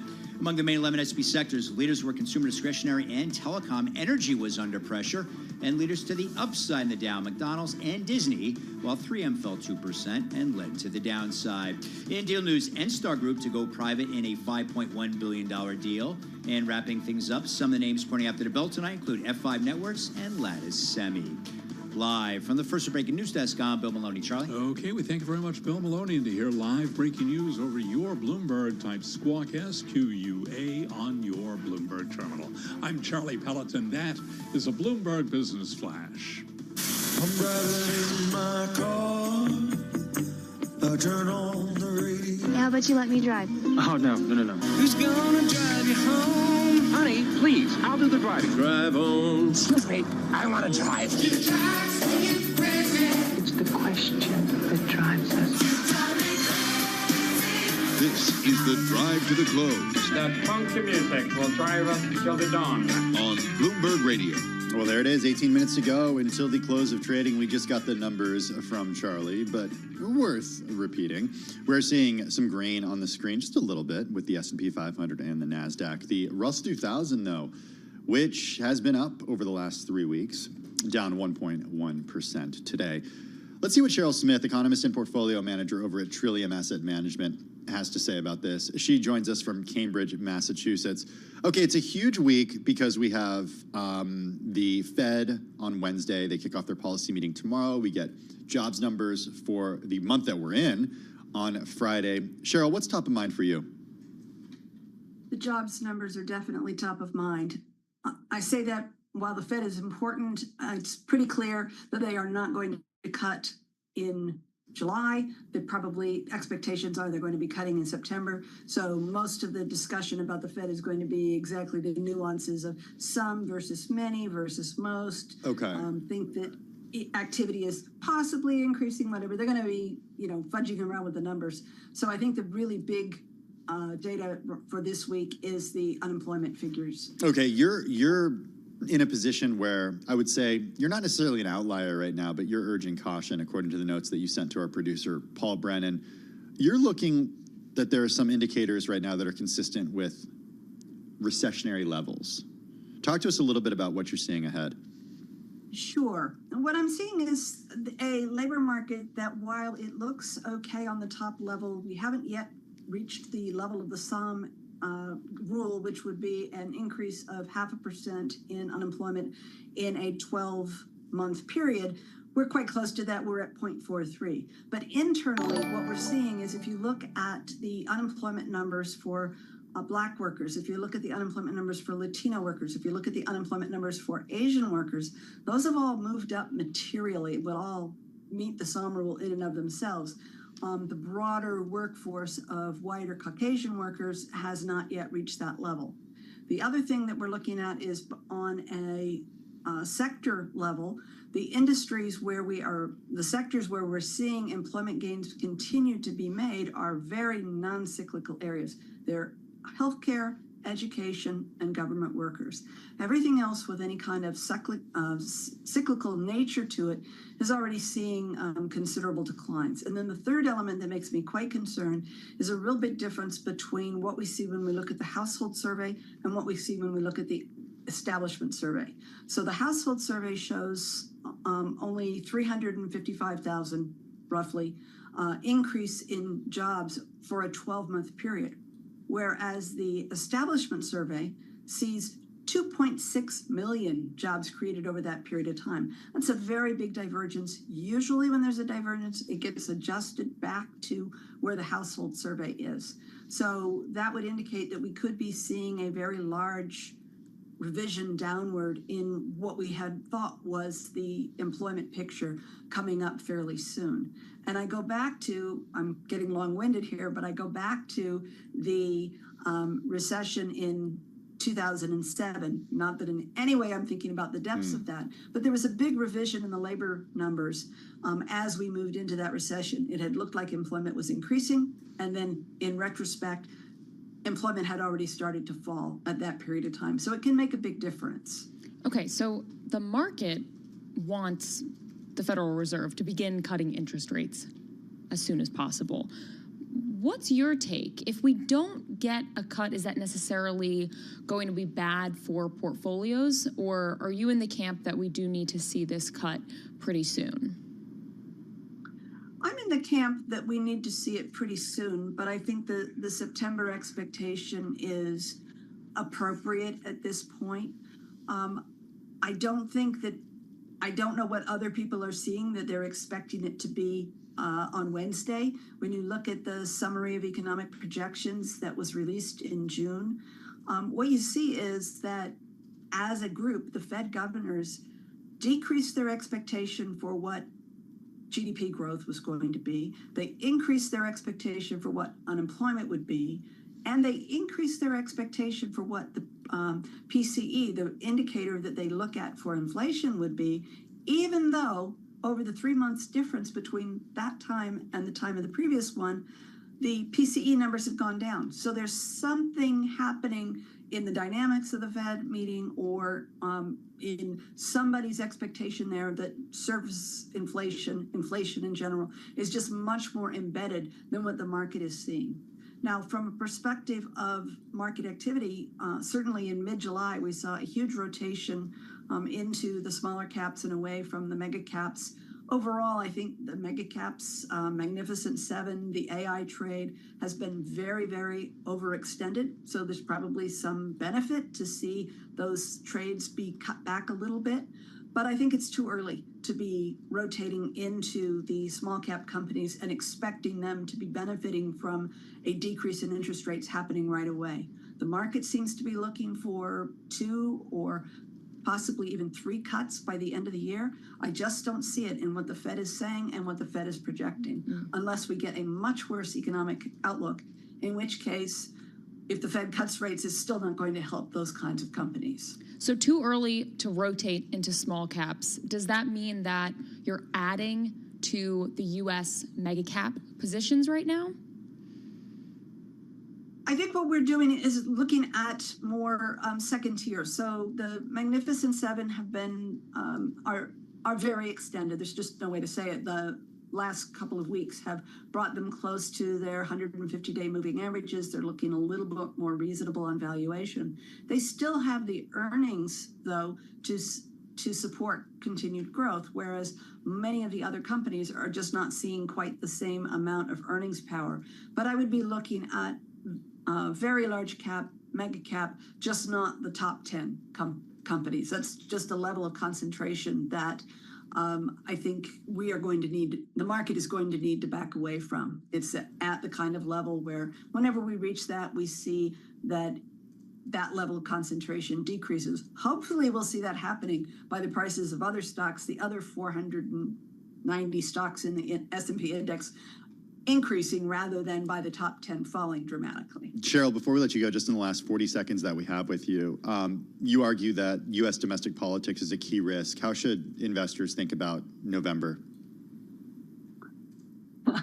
I would put a lot of armor on. I think it's going to be very volatile. We're going to be seeing dueling polls come out day after day, week after week, and everybody's going to be arguing, is the quality of the polls good? We're going to be looking at predicted. We're going to be, the market's going to be looking at this as very much of a horse race. The withdrawal of Biden and the ascension of Harris has very much upended the playbook. The market had pretty much settled on the idea that Trump was going to win it. And not only that, the Republicans were going to win the Senate. And not only that, the Republicans were going to take the House. So I think that is not at all a settled conclusion at this point. A lot changed in a very short amount of time. Cheryl Smith, economist and portfolio manager at Trillium Asset Management, joining us from Cambridge, Massachusetts. Coming up next, We're going to count you down to the close and take you beyond the bell for the closing bell. This is Bloomberg.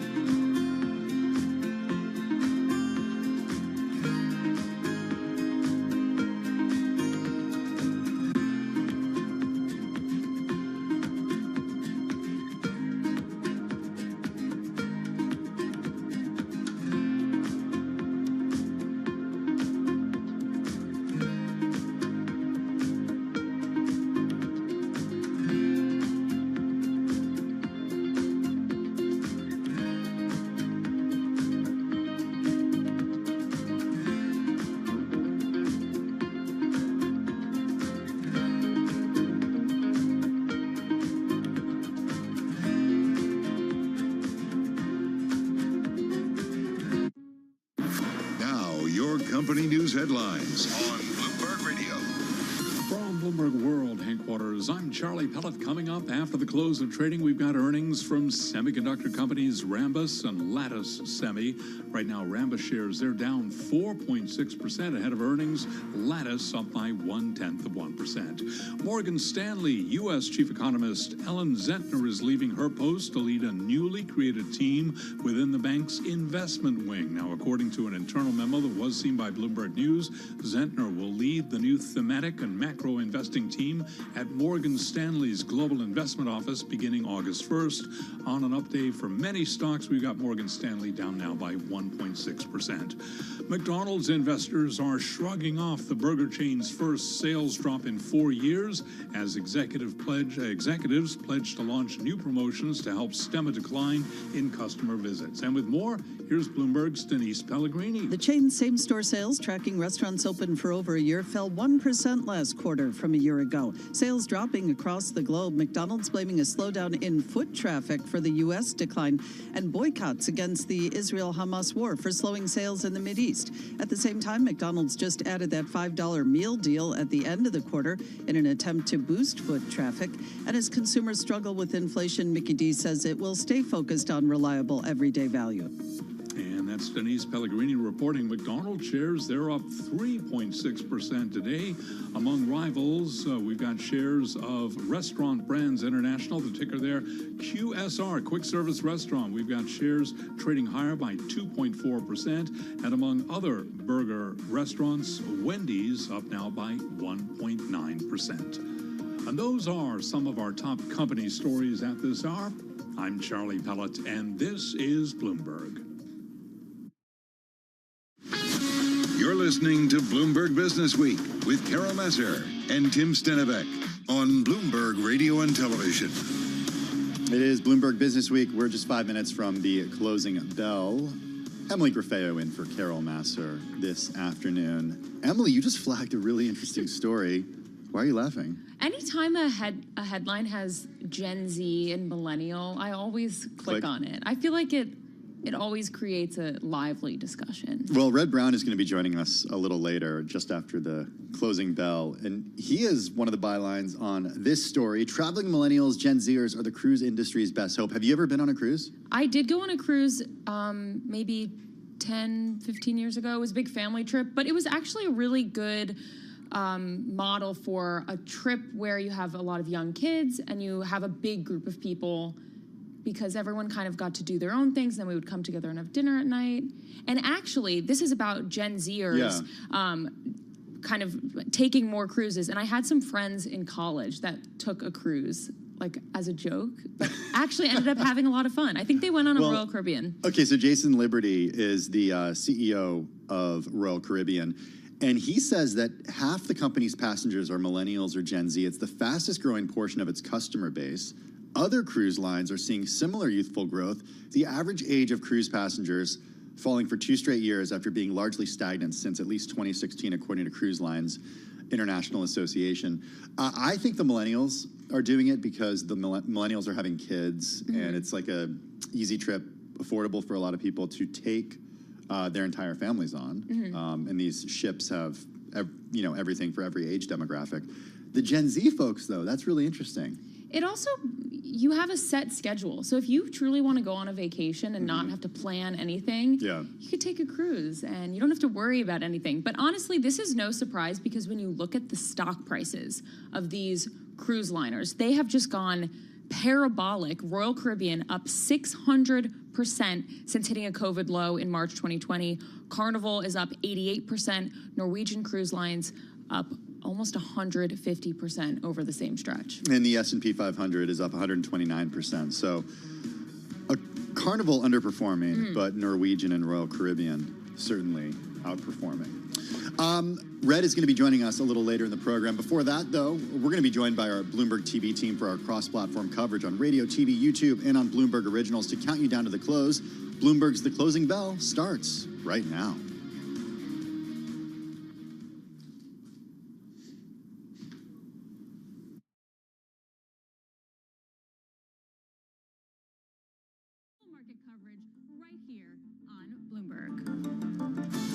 The Closing Bell, Bloomberg's comprehensive cross-platform coverage of the U.S. market close, starts right now.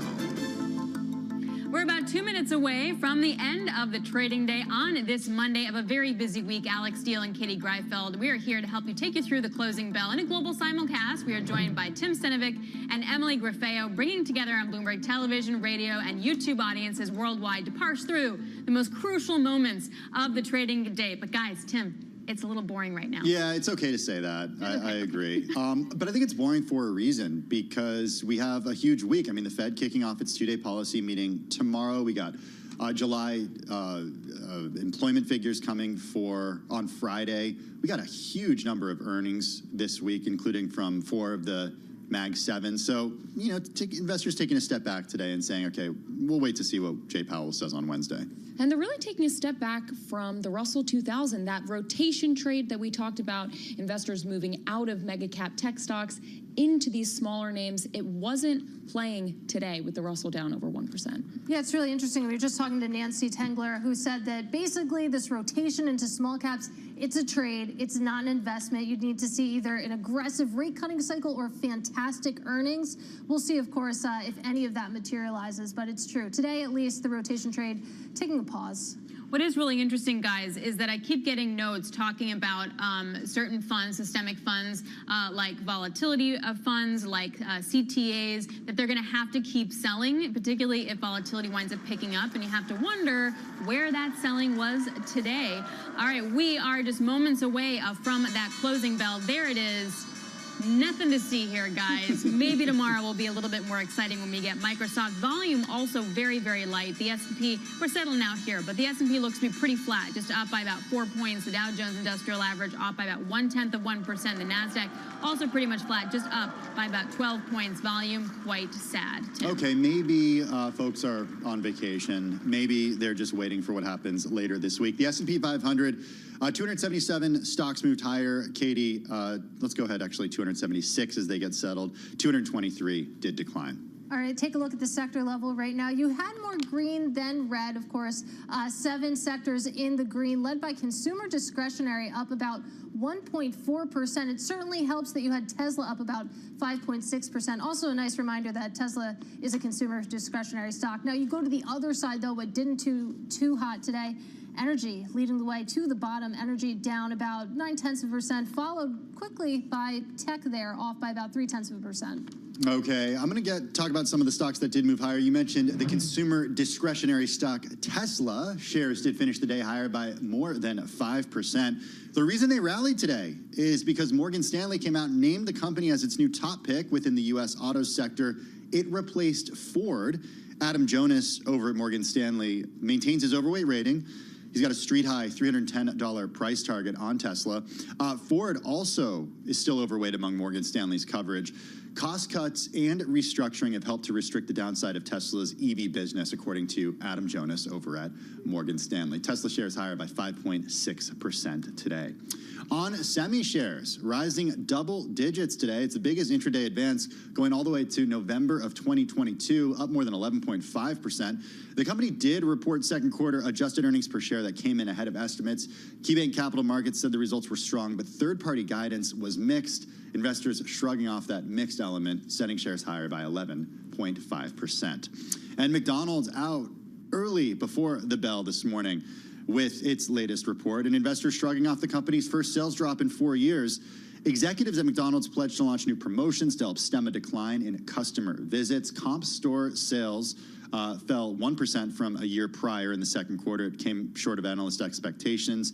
Each of McDonald's geographic segments also saw sales declines, though the decline in same-store sales seems to have been less pronounced than some on Wall Street expected. Shares finished the day higher by 3.7%, but they did rise more than 4% in intraday trading. Are we not into McDonald's, Tim? Is this not a thing for you? I haven't been to McDonald's in many, many years, but apparently the $5 value menu is back. Yeah, and the average check with that comes in at $10, so it's doing its job of getting people in and spending more money. But it remains to be seen what they do, how they add to the value menu to keep bringing folks in. Yeah, I just don't know how they do it for so little money. I mean, I think isn't this like the classic company thing? Like, do you have volume versus margin? And if you get enough people in the door, then basically that will wind up helping your margins at the end of the day because the revenue in the top line. Yeah, you just hope that they just keep buying soda, more and more soda, because the margins in soda are so good. Okay, Tim is talking soda and burgers. I'm talking beers because Heineken ADRs were dropping over 10% today. The worst drop since March 2020 after the company said it took a one-time impairment of roughly $949 million for the decline in valuation of its stake in China's largest brewer. The Dutch brewer cited a fall in the valuation of its stake in China Resources Beer Holdings Company due to concerns about consumer demand in the mainland that have affected its share price. The brewer also said that consumer spending is under pressure in both the U.S. and Europe. I'm also looking at shares of Charles Schwab, that stock down about 2% after the financial firm was downgraded to neutral from overweight at Piper Sandler. Analyst Patrick Moley said the tenets of his bullish argument haven't materialized and that he expects uncertainty around the firm's strategic shift to weigh on shares. And this is coming after Charles Schwab said earlier this month it plans to reduce the size of its bank and rely more on partnerships. And lastly, Integra Life Sciences, that stock plunging about 22% after the medtech company cut its revenue and profit forecast for the full year, finishing down about 19%. So a little bit of a recovery, but not much. The firm also gave guidance for the third quarter that fell short of estimates. All right, guys, let's get to the bond market here. So it was an interesting day, but we did get interesting stuff coming at 3. So all across the curve, you saw a touch of buying, maybe on the back back end. Yields down by about 3 basis points. The front end really couldn't make up its mind of where it was going to go. But the question about a steepener coming into play continues as we head into that Fed meeting in Jobs Friday. At the top of the 3 o'clock hour, we heard the U.S. Treasury reduced its estimate for federal borrowing for the current quarter and projected the government's cash buffer to decline toward year end, just ahead of a possible fresh fight over the debt limit. Yay, we love the debt limit fight. But the Treasury Department said in a statement that it now estimates about $740 billion in net borrowing for July through September. So that might take a little bit of pressure off maybe the long end that some might have been expecting, Tim. Okay, well, you're talking at Treasuries, I'm talking Tesla, because there was an article out today from Craig Trudell that talked about an analyst. You guys know full self-driving, Tesla full self-driving, right? FSD. I mean, FSD. in theory, like it does it for you? Yeah, theory is a good word to use because it's not actually fully autonomous, despite the name full self-driving. So an analyst over at Truist, William Stein, he test drove a Tesla vehicle, used full self-driving, and narrowly avoided a crash, Emily. He said that the Model Y that he was driving accelerated through an intersection as the car in front of him had only partly completed a right turn. And then he said that his quick intervention was absolutely required to avoid an otherwise certain accident. So in other words, if he hadn't intervened, the car would have crashed. You still needed that human touch in this full self-driving car. Well, you guys, we kicked off at 3 p.m. One of the first things we did was talk to Ed Ludlow about this. And an important clarification, apparently he was driving the 12.3.6 version of FSD. Okay. Alex, feel free to come in here. Apparently that was the, they've updated it since. So he put out this note and then they rolled out the next update, I think today. So I don't know. Maybe that problem has been fixed in this most recent update, but I think the broader point remains that when it comes to solving that problem of full autonomy, full self-driving, that maybe we're still a ways off. This is great. I really like this discussion. But really, do we care about anything but the Olympics? Because I was totally glued to my Peacock on Apple TV I leave in a week. all weekend. What's that? I leave in a week. I'm going to the Olympics. You're going to the Olympics? Yeah, I'm competing. Just kidding. No, but wait, I really believe that for a second. Same with the McDonald's. Can you imagine? But I am flying out to the Olympics. I'm so excited. The opening ceremony's super interesting. Super weird. Let's call it as it is. Super weird. I did like the horse galloping on the water. That was kind of inspirational. Was it though? I thought it was it scary? No, I thought I was revved up. I wanted to get out there. Alex, how is I heard the Peacock experience has been great. They give you an option of like what to watch live, and it's kind of interactive. So they do, and that's cool. And you can also like choose from many things, and there's like 4 different screens that you can be looking at, and that's great. But I like the commentary. I like the NBC packages. I like to feel things when I watch the Olympics, and they don't have that across all the boards, and that was very distressing to me. I admit I'm planning on just watching the Simone Biles gymnastics routines on YouTube because all of these streaming options are very complicated. Sadly, I've missed everything, and a lot of this competing happens while we're at work. So you can do both. Yeah, you can't do both. You don't have to really on your computer. Can't do both. Hard to do both. Alex, I'll swing by your desk and we can watch some Olympics. That is going to do it for our cross-platform coverage of the market close on Bloomberg TV, radio, YouTube, and Bloomberg Originals. We'll see you guys tomorrow, same time, same place. This is Bloomberg Business Week. Insight from the reporters and editors who bring you America's most trusted business magazine. Plus, global business, finance, and tech news as it happens. Bloomberg Business Week with Carol Masser and Tim Stenivek on Bloomberg Radio. It is Bloomberg Business Week. I'm Tim Stenivek. That is Emily Graffeo, not Carol Masser. She is in for Carol this afternoon, even after coming in on Friday. Well, you were already here, but you came into the studio on Friday, so thank you for that. Yeah. And you had so much fun that you decided to stick around for another day. Exactly. And we're grateful, so thank you. Yes, absolutely. Also, I was going to come to work anyway. Yeah, so you might as well work in the studio. Hey, we're in it when it comes to earnings right now. 4 of the Mag 7 are coming up this week. We got Microsoft. They're going to come on the heels of this global IT crash. Amazon could drum up its $1.8 billion a year NBA broadcasting rights win. Then there's Meta Platforms, there's Apple, and that's just the Mag 7.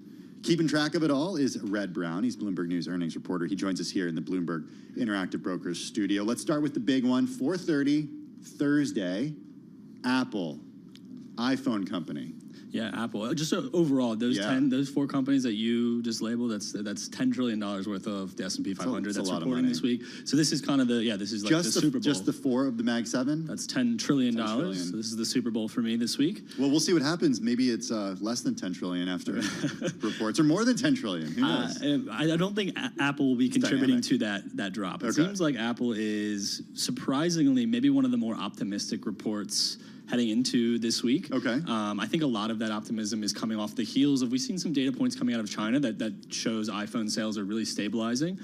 Apple obviously is a tech company, but it doesn't seem like the expectations for their AI output is as high as the other companies that are coming this week. So they get a little bit of a relief there. And I think a lot more of the focus will be on the iPhone sales and the recovery. And it does finally seem like they're turning the corner there for Apple.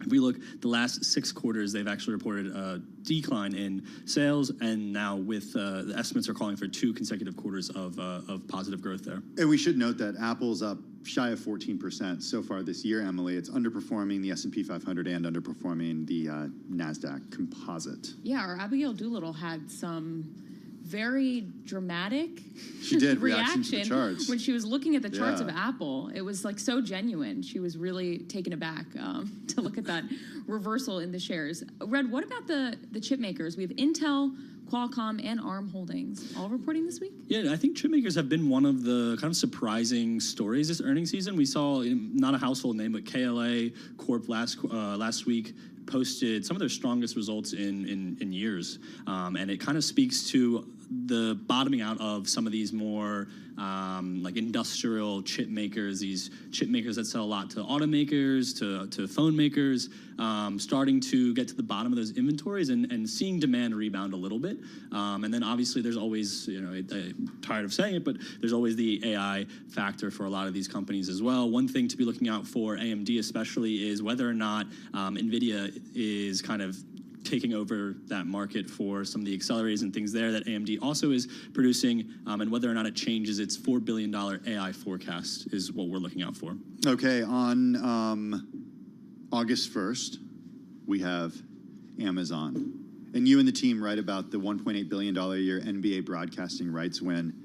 How big of a win is that a huge win for Amazon? This is not a huge part of their business. It isn't a huge part of their business maybe yet. I think this is a big, they feel it is a big part of their business, right? That's not a small amount of money that they're pushing onto the table there. And it does kind of... maybe for Amazon it's a small amount of money. Fair. For Jeff Bezos it's a small amount For you and of I, money. maybe we couldn't pool our funds, but... Correct. No, I think it's an interesting proposition for the company because it gets customers into the ecosystem. It has the upfront benefit of driving some subscriber growth, and it also, what analysts are looking for it to do is supercharge the ad business as well, right? So, do you guys watch Amazon Prime Video? I do not. You haven't seen The Boys? You guys watch The Boys? No. Okay, big one on Amazon Prime Video right now. It's the first time that we've had The Boys on when they've had the ad-supported element to Amazon. Mm-hmm. So you have to either pay extra money not to have ads anymore, right? Or you get interstitials, ads interrupting your programming. Well, it's weird because now they've offered with some, I think, kind of marquee programs, like a huge ad ahead of it, and then it won't interrupt your program the whole time, as some other streaming platforms have done. So we haven't upgraded yet, but I think we probably will upgrade it, right. And I think we will upgrade. I think a lot of people find the ad element annoying. Yeah, so it's nice though. They win either way. Exactly. Yeah, right? Totally. So, of course they win. Yeah. I mean, who wouldn't watch a large ad? Yeah, it's like a 1 minute T-Mobile ad or something. Right. You go get it's a fine. Then you watch snack, an hour long. and then you watch your hour-long thing. Yeah. Okay, speaking of snacks, we had a number of fast food chains. We already had McDonald's today. So how are we supposed to be thinking about McDonald's earnings? Because their same-store sales fell, right? Yeah. They fell, but then the stock was up like 4% today. Yeah, I think how we're thinking about it is like there was a lot of fears heading into that report that it was going to be worse than what the expectations were. So when they reported kind of in line with, a contraction for sure, we're always looking out for these signs that people are trading down. People don't want to be eating out anymore. And it just doesn't really seem like it's coming to fruition. Even with higher prices, we heard all these stories about like the $18 Big Mac this past quarter, and it still seems like people are shopping. Obviously, maybe shopping or eating a little bit less. Why is everybody talking about the $18 Big Mac? Michael Halen talked about it too. Really? Yeah, in Bloomberg Intelligence. Something in the air today. I mean, I think it's something that McDonald's has to shed. Yeah, I mean, so this just $5. one Big Mac was $18? Yeah, I think it's in certain markets. It was like kind of a little bit more like higher end markets. They would have a more expensive Big Mac. Yeah, it was not in my neighborhood, but yeah, I don't know. Was it like a triple decker, like Tim's? I'm trying to find. We talked about this back in May, I believe. I'm trying to find the articles that we wrote about it. But before we do that, let's talk about Meta platforms, because Red, my eyes bulged when I saw in your piece that revenue is projected to increase 20% at Meta platforms. Meta, they can't stop growing. More ad sales for Meta. It seems like of the big tech companies that are, kind of make their dollar with ads, Meta is kind of out ahead of people in terms of, or the other companies in terms of their ability to price. Some of these big events that are coming are also increasing engagement between the Olympics, like we were talking about. People just talking about the Olympics more online. Also, the election kind of boosts engagement, and that is something that Meta is able to profit of. So that's kind of what's really driving that 20% increase. It's double what they did last year. So speaking to kind of an acceleration in that main core business for the company. What else are you watching? Because this is like your big Olympics. Like I said, yeah. Olympics week. It is. It certainly is. We have Boeing reporting, always a good source for bad news, Boeing. They're set to actually double their losses from a year ago. Okay. So, I think we kind of positive around some of these tech companies, but Boeing still not doing a great job navigating the current environment there. Deliveries are forecast to drop by 30% from last year. A lot of that obviously is coming from the commercial segment. People still aren't able to order or get the MAX, the 737, and that's overall kind of resulting in a $3 billion outflow from operating cash flow. This company used to be known for its cash flow. It used to do that number positive, and kind of 2 quarters now consecutively of a lot of money leaving the business. Before we let you go, we got to ask you about this story that Emily brought to our attention about traveling millennials and Gen Zers, or the cruise industry's best hope. Apparently, the youngs are cruising? Cruises are cool now. Okay, why? How? You know why? Because it's a really easy way to see a lot of places. That's what you said. It's very inexpensive. Yeah. Okay. So, and it's all planned out, and you don't have to worry. You just show up, and you have a vacation. Exactly. It's all inclusive. Have you done it? No, I won't. You won't? Why not? I'm keeping myself non-biased. I think I'd have too much fun. You can't do it for work reasons. Yeah. You don't want to be biased. You have to Charlie do a Pellet reporting loves trip. cruises. Okay. He loves it. I hear him talking right now. How many cruises have you been on, Charlie? 32. Coming up 33 in the fall. 32? Love cruises. Oh, 33 cruises. Yep. All right, you might see some millennials and Gen Zers on your next cruise, Charlie. Looking forward to it. Going to Iceland, going to Scotland. Can't wait. That sounds like a really great trip. Red Brown will not be going on a cruise, but only because he wants to remain unbiased in his coverage of the cruise industry. Red Brown is Bloomberg News earnings reporter, joining us here in the Bloomberg Interactive Brokers studio. Coming up next, we're talking golf and hotels.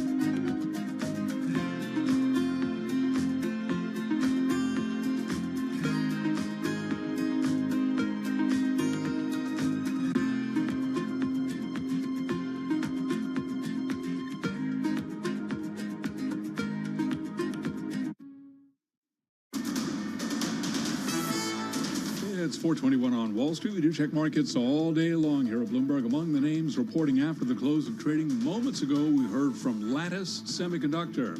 That stock plunging after hours. Right now we got Lattice down by 10.4%. It forecasts revenue for the third quarter, and that guidance did miss the average analyst estimate again. After hours, Lattice Semi now down by about 10.4%. Did turn out to be an up day, at least for the S&P and NASDAQ, and the NASDAQ 100 index, a down day for the Dow, and also the Russell 2000 index. S&P today up for a little changed, up less than 0.1%. Dow Industrials down 49, down 0.1%. NASDAQ higher by 12, a gain of 0.1%. 10-year yield 4.16%, the 2-year 4.39%. Spot gold down just about 0.2%, 23.82 the ounce. West Texas Intermediate crude lower by 1.7%, 75.88 a barrel on WTI. Lots of high-profile mega-cap techs reporting this week. Microsoft today up 0.3%. Microsoft reports tomorrow. Amazon up 0.4%. Apple Thursday up 0.1%. Meta Platforms flat on the day. Recapping, S&P little changed, up just under 0.1%. I'm Charlie Pellet, and that is a Bloomberg Business Flash. Thanks so much for that update, Charlie. Well, you might remember back in April, do you remember this, Emily? Steve Cohen, the billionaire founder of Point72 and the owner of the New York Mets, said he expects that more businesses will move to a 4-day work week, and it's one of the reasons he's made investments in golf. I wouldn't bet against Steve Cohen. I think we're going to see a 4-day work week. Yeah? Okay. Or maybe this is just wishful thinking. Yeah, I was going to say. Good. Yeah, we'll see about that. No question golf is having a moment, though. 531 million rounds of golf were played last year. And 2023 was the 4th year in a row that more than 500 million rounds of golf were played in the U.S. This is according to data from PGA of America. Kurt Alexander sees this growth firsthand. He's president of Omni Hotels and Resorts. It's the official hotel partner of the PGA Tour and PGA America. Kurt joins us from Dallas. Kurt, we're going to talk about golf because at Omni you have 13 resorts with championship golf courses, but you also have dozens of other properties around the U.S. And I want to, we'd be remiss if we didn't ask you just about how the business is going and what you're seeing at the hotels and what you're hearing from the folks on the ground around the country. Sure. Well, first of all, Tim and Emily, thanks for having me on. It's great to be with you. Golf is certainly having a moment, and the whole travel industry has had a moment since COVID of just people spending their money on experiences rather than goods. I would tell you that business is good, although every single month this year we have seen our transient rate go backwards year over year. Explain what that is. We're not alone in that. So our competition has seen the same thing, and so if you've been complaining about travel being too expensive, you may be in luck with prices going backwards a little bit. That's what the transient rate means, though? Yeah, so the transient rate is if you're going on omnihotels.com right now and shopping for a room, we classify that as kind of a transient traveler. The other big segment of our business is group. And so we define that as anyone who has more than 10 rooms. So that can be a wedding, it can be a corporate event, it can be an association annual meeting. So group has been exceptionally strong this year. Transient has been good. And the industry nomenclature is RevPAR, which is rate times occupancy. Overall, RevPAR is up despite pricing being a little bit down. So how do you explain what's driving that? Are you saying that the pricing power has kind of reached its limit? You now have to lower prices to entice people to come and stay at Omni Resorts? Yeah, Emily, I think that's well said. That pricing power has kind of plateaued, at least for the time being, and so there's still plenty of demand out there. Unfortunately, in our industry, we have exhaustible inventory, and it expires every day. And so oftentimes you'll see in periods of economic weakness, the hotel and lodging industry start to chase demand by lowering prices. And so that did not happen during COVID. In fact, as you all have seen across all legs of the economy, prices went up. In our industry, there was no demand during COVID and kind of at the peak of the virus. And so lowering your price was not going to stimulate any additional demand. Where we are in kind of the economic cycle at this point is, a number of companies and hotels, ours included, are lowering their price, and not largely, but 1 to 2%. So we're talking $5 to $8 or something like that to try to capture the demand that's out there.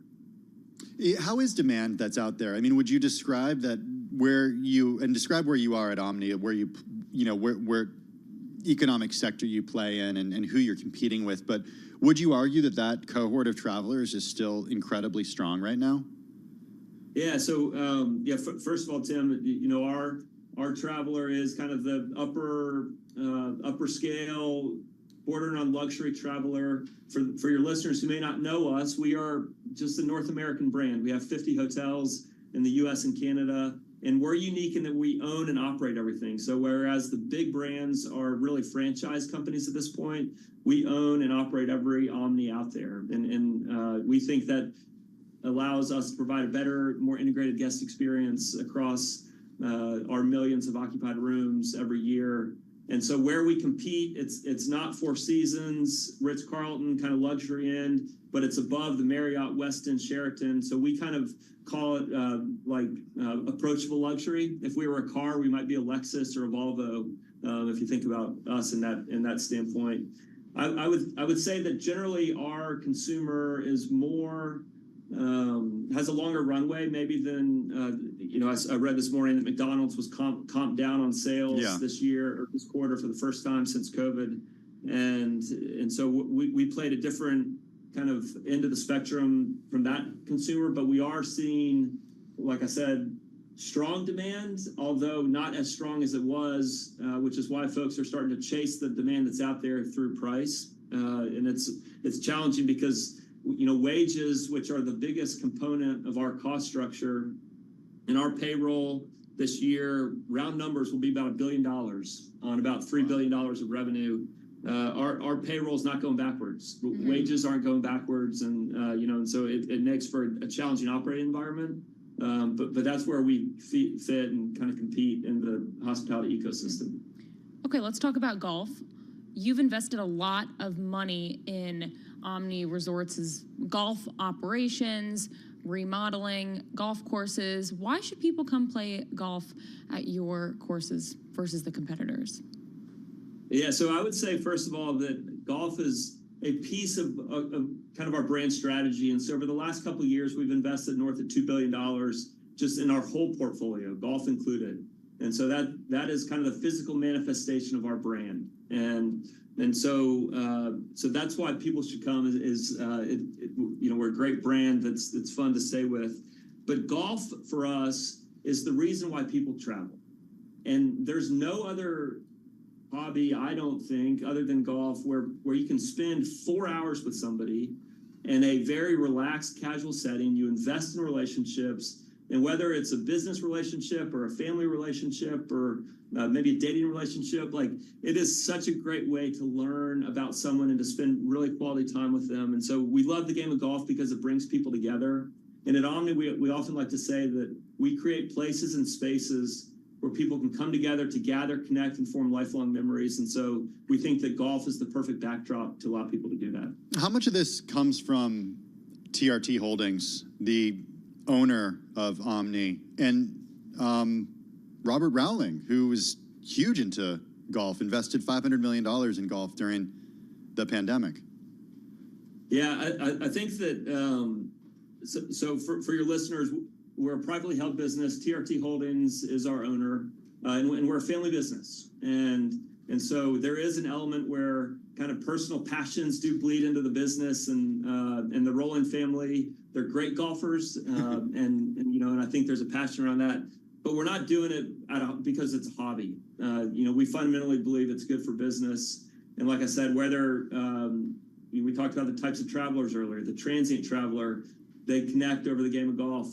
Group, we just built at our resort down in Orlando, we built kind of our version of a Topgolf venue, and we can have groups of 300 to 400 people, and they really just rent the whole place out. And so you don't have to be a good golfer to go out there and play closest to the pin, or see who can hit the ball farthest.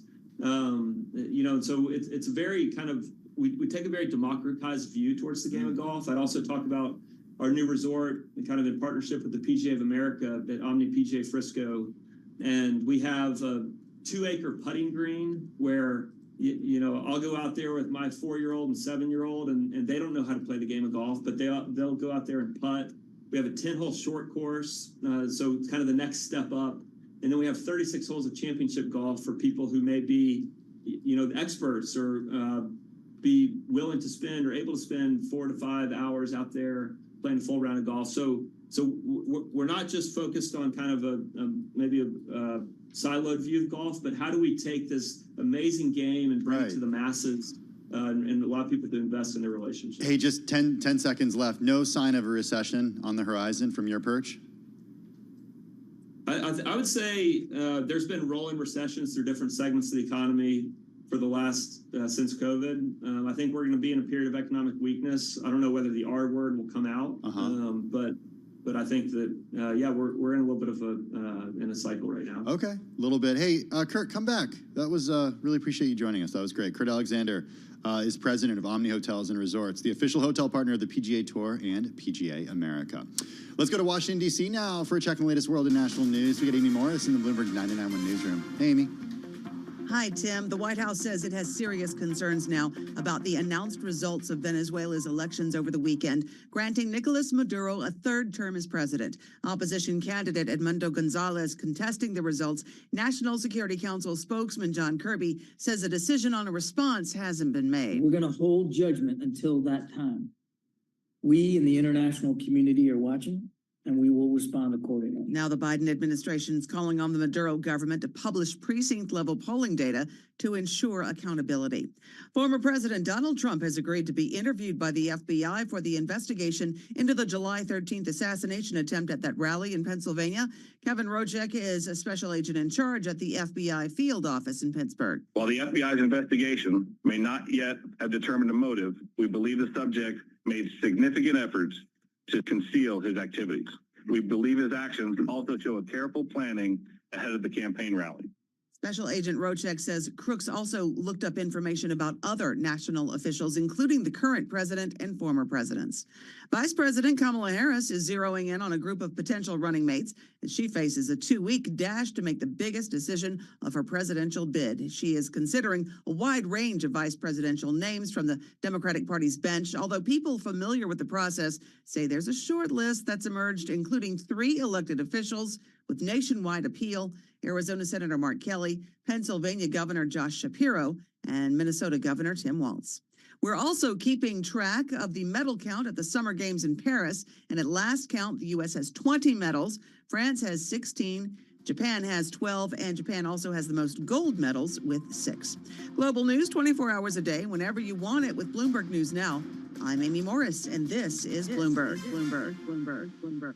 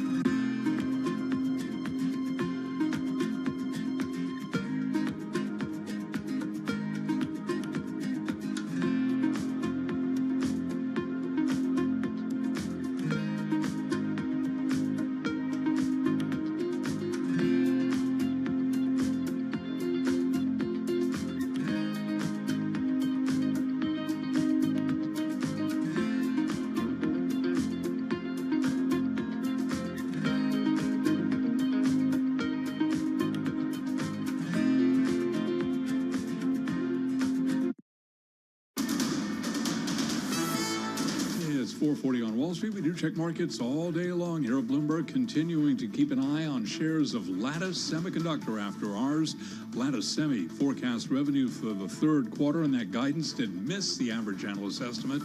After ours, we do have Lattice trading lower now by about 10.9%. Was an up day for the S&P 500 index, a down day for the Dow today, up day as well for NASDAQ and the NASDAQ 100 index. Stocks higher ahead of major central bank decisions, key economic data, namely that jobs report on Friday, and earnings from 4 mega caps worth nearly $10 trillion. 10-year, 4.17%, the 2-year, 4.39%. Spot gold down 0.2%, $23.82 the ounce, and West Texas Intermediate crude lower today by 1.6%. So while it was an update for the S&P and NASDAQ, we also had the NASDAQ 100 index up 0.2%, Russell 2000 down by 1.1%. But what about that broader tech backdrop? Cheryl Smith is portfolio manager at Trillium Asset Management, and she was a guest right here on Bloomberg Business Week. The Magnificent Seven have been are very extended. There's just no way to say it. The last couple of weeks have brought them close to their 150-day moving averages. They're looking a little bit more reasonable on valuation. They still have the earnings, though, to support continued growth, whereas many of the other companies are just not seeing quite the same amount of earnings power. Cheryl Smith of Trillium Asset Management. Now, among the mega caps scheduled to report this week, Microsoft up today by 0.3%, Amazon up 0.4%, Apple, which reports on Thursday, up 0.1%, Meta Platforms unchanged on the day. Recapping, S&P up 4, up 0.1%. I'm Charlie Pelleton. That is a Bloomberg Business Flash. Thanks so much, Charlie, for that update. Well, Kamala Harris, Vice President Kamala Harris, is zeroing in on a group of potential running mates, including Arizona Senator Mark Kelly, Pennsylvania Governor Josh Shapiro, and Minnesota Governor Tim Walz. On the Republican side, just a bit over a week after riding high on conservative euphoria at the RNC, Donald Trump's running mate is confronting a harsher reality. Comments J.D. Vance made in 2021 disparaging childless cat ladies are drawing criticism from not only Democrats, but also some members of his own party. There were also a couple articles in the New York Times that examined how his views about his running mate and other issues have evolved in recent years. Needless to say, J.D. Vance's past has been picked apart in recent days, and that's why we wanted to speak with our next guest and really get an understanding of Silicon Valley and how Silicon Valley has embraced the MAGA movement, because J.D. Vance did spend a couple of years as a venture capitalist out in California. We got with us Max Chafkin, Bloomberg Businessweek columnist. He's also the author of The Contrarian, Peter Thiel and Silicon Valley's Pursuit of Power. And Max, that's what we want to talk to you about. What's going on in Silicon Valley? Because there have been some prominent folks in recent months, including Elon Musk, very active over the weekend on Twitter politically, having endorsed the former president, Trump, that is. Yeah. Yeah. Talk to us about what's going on. Absolutely. So sort of two things going on. One is about Joe Biden and Silicon Valley's relationship with the Biden administration, and now, obviously Kamala Harris, who's taken over the mantle of running on the Democratic side. Basically, very poor relationship between Silicon Valley and especially some of these venture capitalists over the last 4 years or so, and a bad relationship between Elon Musk and the Biden administration. And then on the other side, you have Trump's choice of J.D. Vance, who is seen as one of theirs, whether that's true or not. I mean, J.D. Vance has had kind of a interesting, winding background from law school, best-selling author, a brief career as an investor before entering politics. But he is close to Peter Thiel, who is a huge figure on the right in Silicon Valley, very influential venture capitalist, well-respected entrepreneur, and Vance, having essentially worked for Thiel and been, kind of like a political protege of Thiel at the beginning of his Senate run, is seen as one of theirs, somebody who's going to look out for their interests. So that's part of what's causing these Silicon Valley guys to embrace Trump in a more vocal way than they did perhaps in 2020 or 2016. Let's talk about those comments that Tim had brought up in the intro of this segment, the childless cat ladies comment that J.D. Vance made. Max, what do you make of all of this, and whether this is hurtful to Trump's campaign to have the running mate create some divisiveness, not only like between the Democratic Party, but it also seems like people within the Republican Party are very split on their opinions of Vance. Yeah, so when Vance ran for his primary seat, he was seen as a long shot. And one of the reasons he was seen as a long shot is because he was unknown, he'd been a never-Trumper. But the other reason was that he had all these kind of slightly off-kilter ideas about a sort of natalism, how you're going to treat parents versus non-parents, and just kind of a tendency to spout off on Twitter. And those things, while not necessarily great electorally, play super well in Silicon Valley. And I think we're part of the appeal to somebody like Peter Thiel, right? This kind of like trolling, always in the mix mindset. It's very of a piece with, like, say, something like the All In podcast, very popular Silicon Valley podcast that has been pretty friendly to Trump this cycle. But of course, as we're discovering, isn't great necessarily if you're trying to win over swing voters. And during that primary, there was this huge fight essentially between Thiel and his supporters, his kind of group, and Mitch McConnell. And the sort of mainstream Republicans were not crazy about J.D. Vance initially. And essentially Thiel helped push him over the top. And they weren't crazy about him because of stuff like this, frankly. So we're sort of seeing a repeat of that, although it's playing out on a much in a much broader way. What do we know, or what do you know? What can you tell us about the way Peter Thiel has been spending money, or been active or not active ahead of the 2024 election, especially since J.D. Vance was picked? Yeah, Thiel was, of course, like the most famous, people will remember, who followed the race in 2016, probably the most famous business person who backed Donald Trump initially. Early on, Trump was seen as as somebody who, many people in kind of the corporate world were not willing to, even be on the same stage with. Thiel donated $1 million to his campaign, or to a PAC supporting his campaign, endorsed him at the Republican National Convention, helped him do damage control after the kind of Access Hollywood tape.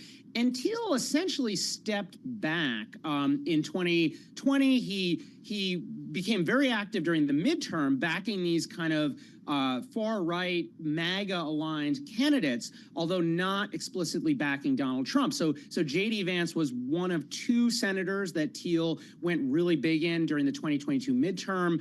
Both those guys, Vance and Blake Masters, won their primaries. Vance won his Senate seat. In 2024, it's been a little bit more subtle. Thiel has been, supportive of J.D. Vance behind the scenes, although he has not donated money to Donald Trump, and has said in various forums and in interviews that he's not planning to. But what you do have is this kind of Thiel network. Thiel famously is kind of the Don of the PayPal mafia, as it's known. That's this group of investors and entrepreneurs connected to PayPal, the payment processing company that Thiel co-founded. And they are, many of these people, this includes Elon Musk, this includes David Sachs, a guy named Joe Lonsdale, who's also been active as a donor, and they have all been very involved in the 2024 race. So it's almost as if Thiel, by his example and his network, is having a big impact on the race, even if he hasn't opened his wallet yet. Okay, very briefly, we know that a lot of these prominent VCs have a lot of money, they have large followings on Twitter. Does their support of the Republican Party, of Vance, of potentially Trump, does that bring more people to the polls? Does that move the needle in these swing states?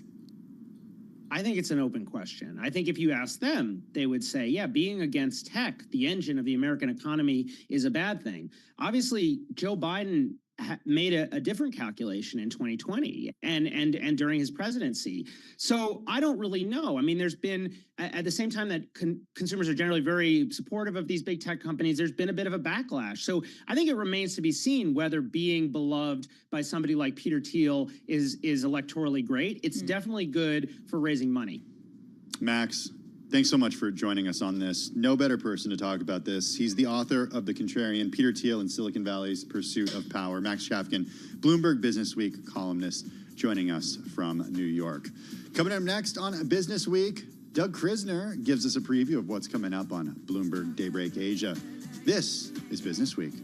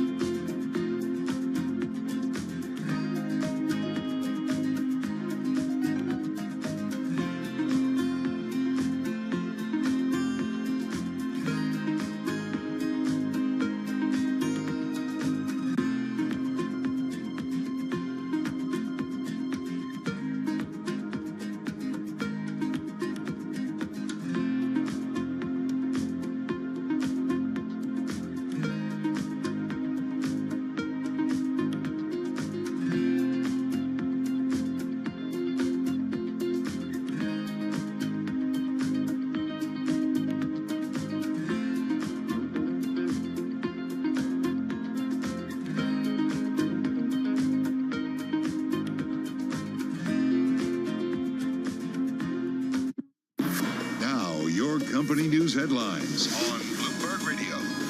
From Bloomberg World Headquarters, I'm Charlie Pellet. Tesla shares advanced today by 5.6%. Morgan Stanley named the company as its new top pick within the U.S. auto sector, replacing Ford. And with more on the Tesla story, here's Bloomberg's Kimberly Adams. Charlie, analyst Adam Jonas is maintaining his overweight rating and street-high $310 target on Tesla, while Ford is also still overweight among Morgan Stanley's coverage. Jonas says cost cuts and restructuring have helped to restrict the downside to Tesla's electric vehicles business. He also says Tesla may be cornering the market on zero-emissions vehicle credits, perhaps accounting for as much as half the credit sales in the market. In a note to clients, Jonas says he sees Tesla's China risks being managed while noting a higher contribution from recurring services revenue and good positioning within the energy storage portfolio. Charlie? And that's Kimberly Adams reporting. We got Tesla up today by 5.6%. She mentioned Ford.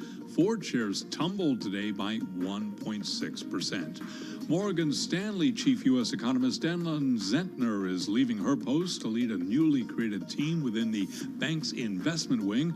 According to an internal memo seen by Bloomberg, Zentner will be leading the new thematic and macro investing team at Morgan Stanley's Global Investment Office beginning August 1st. Morgan Stanley declined today by 1.6%. An investor group led by 6th Street has agreed to buy property and casualty insurer Enstar Group for $5.1 billion in the second largest private equity-backed insurance deal of the year. Enstar shares today did decline. Enstar was down by 6.1%. And those are our top company stories at this hour. I'm Charlie Pellet, and this is Bloomberg. This is Bloomberg Business Week with Carol Messer and Tim Stenevec on Bloomberg Radio and Television. It is Bloomberg Business Week. Tim Stenevec and Emily Graffeo in for Carol Messer this afternoon. Also here in the Bloomberg Interactive Brokers studio is Doug Krisner, host of Bloomberg Daybreak Asia. How are you guys doing? How was the show today? It's good. It was good. Yeah, it was a good show. I feel like it went by quickly. Yeah, it's always a good sign when it's a 3-hour program.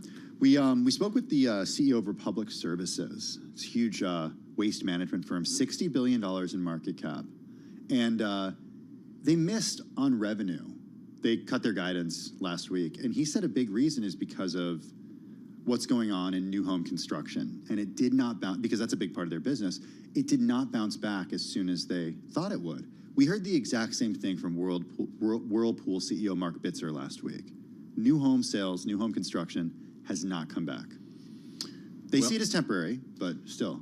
When the Fed begins cutting interest rates, maybe that's what's going to cause the bond market to bring yields down even more than they've already dropped. Yeah. And that may revitalize it, although you have to think that maybe the Fed's justification for lowering interest rates is not only that inflation has come down, but it's the unemployment rate that's beginning to move higher, which means then if the economy is softening, perhaps fewer people will be compelled to go out and buy a home. So it cuts both ways, I think, right? And Mike McKee also reminded us to think about the unemployment rate, but also the fact that the Fed, really all the Fed has to do is signal that it's going to cut. That loosens financial conditions almost to a degree where they don't have to cut as big if the market does some of the Fed's work for it. So I'm That's going to be thinking about that going into Wednesday. That's a good point. I think right now swaps trading indicates 50 basis points in cuts between now and the end of the year.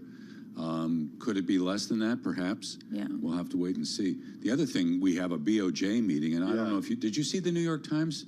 The front page story today about Japan wanted higher inflation. It's here and it hurts. Yeah. You know, so now that they're building expectations for the BOJ to actually begin to raise rates right now, which is kind of different. But if you look at the juxtaposition, the yield differentials between what you get in Japan and what you have in the United States, obviously it favors the United States given the higher yield.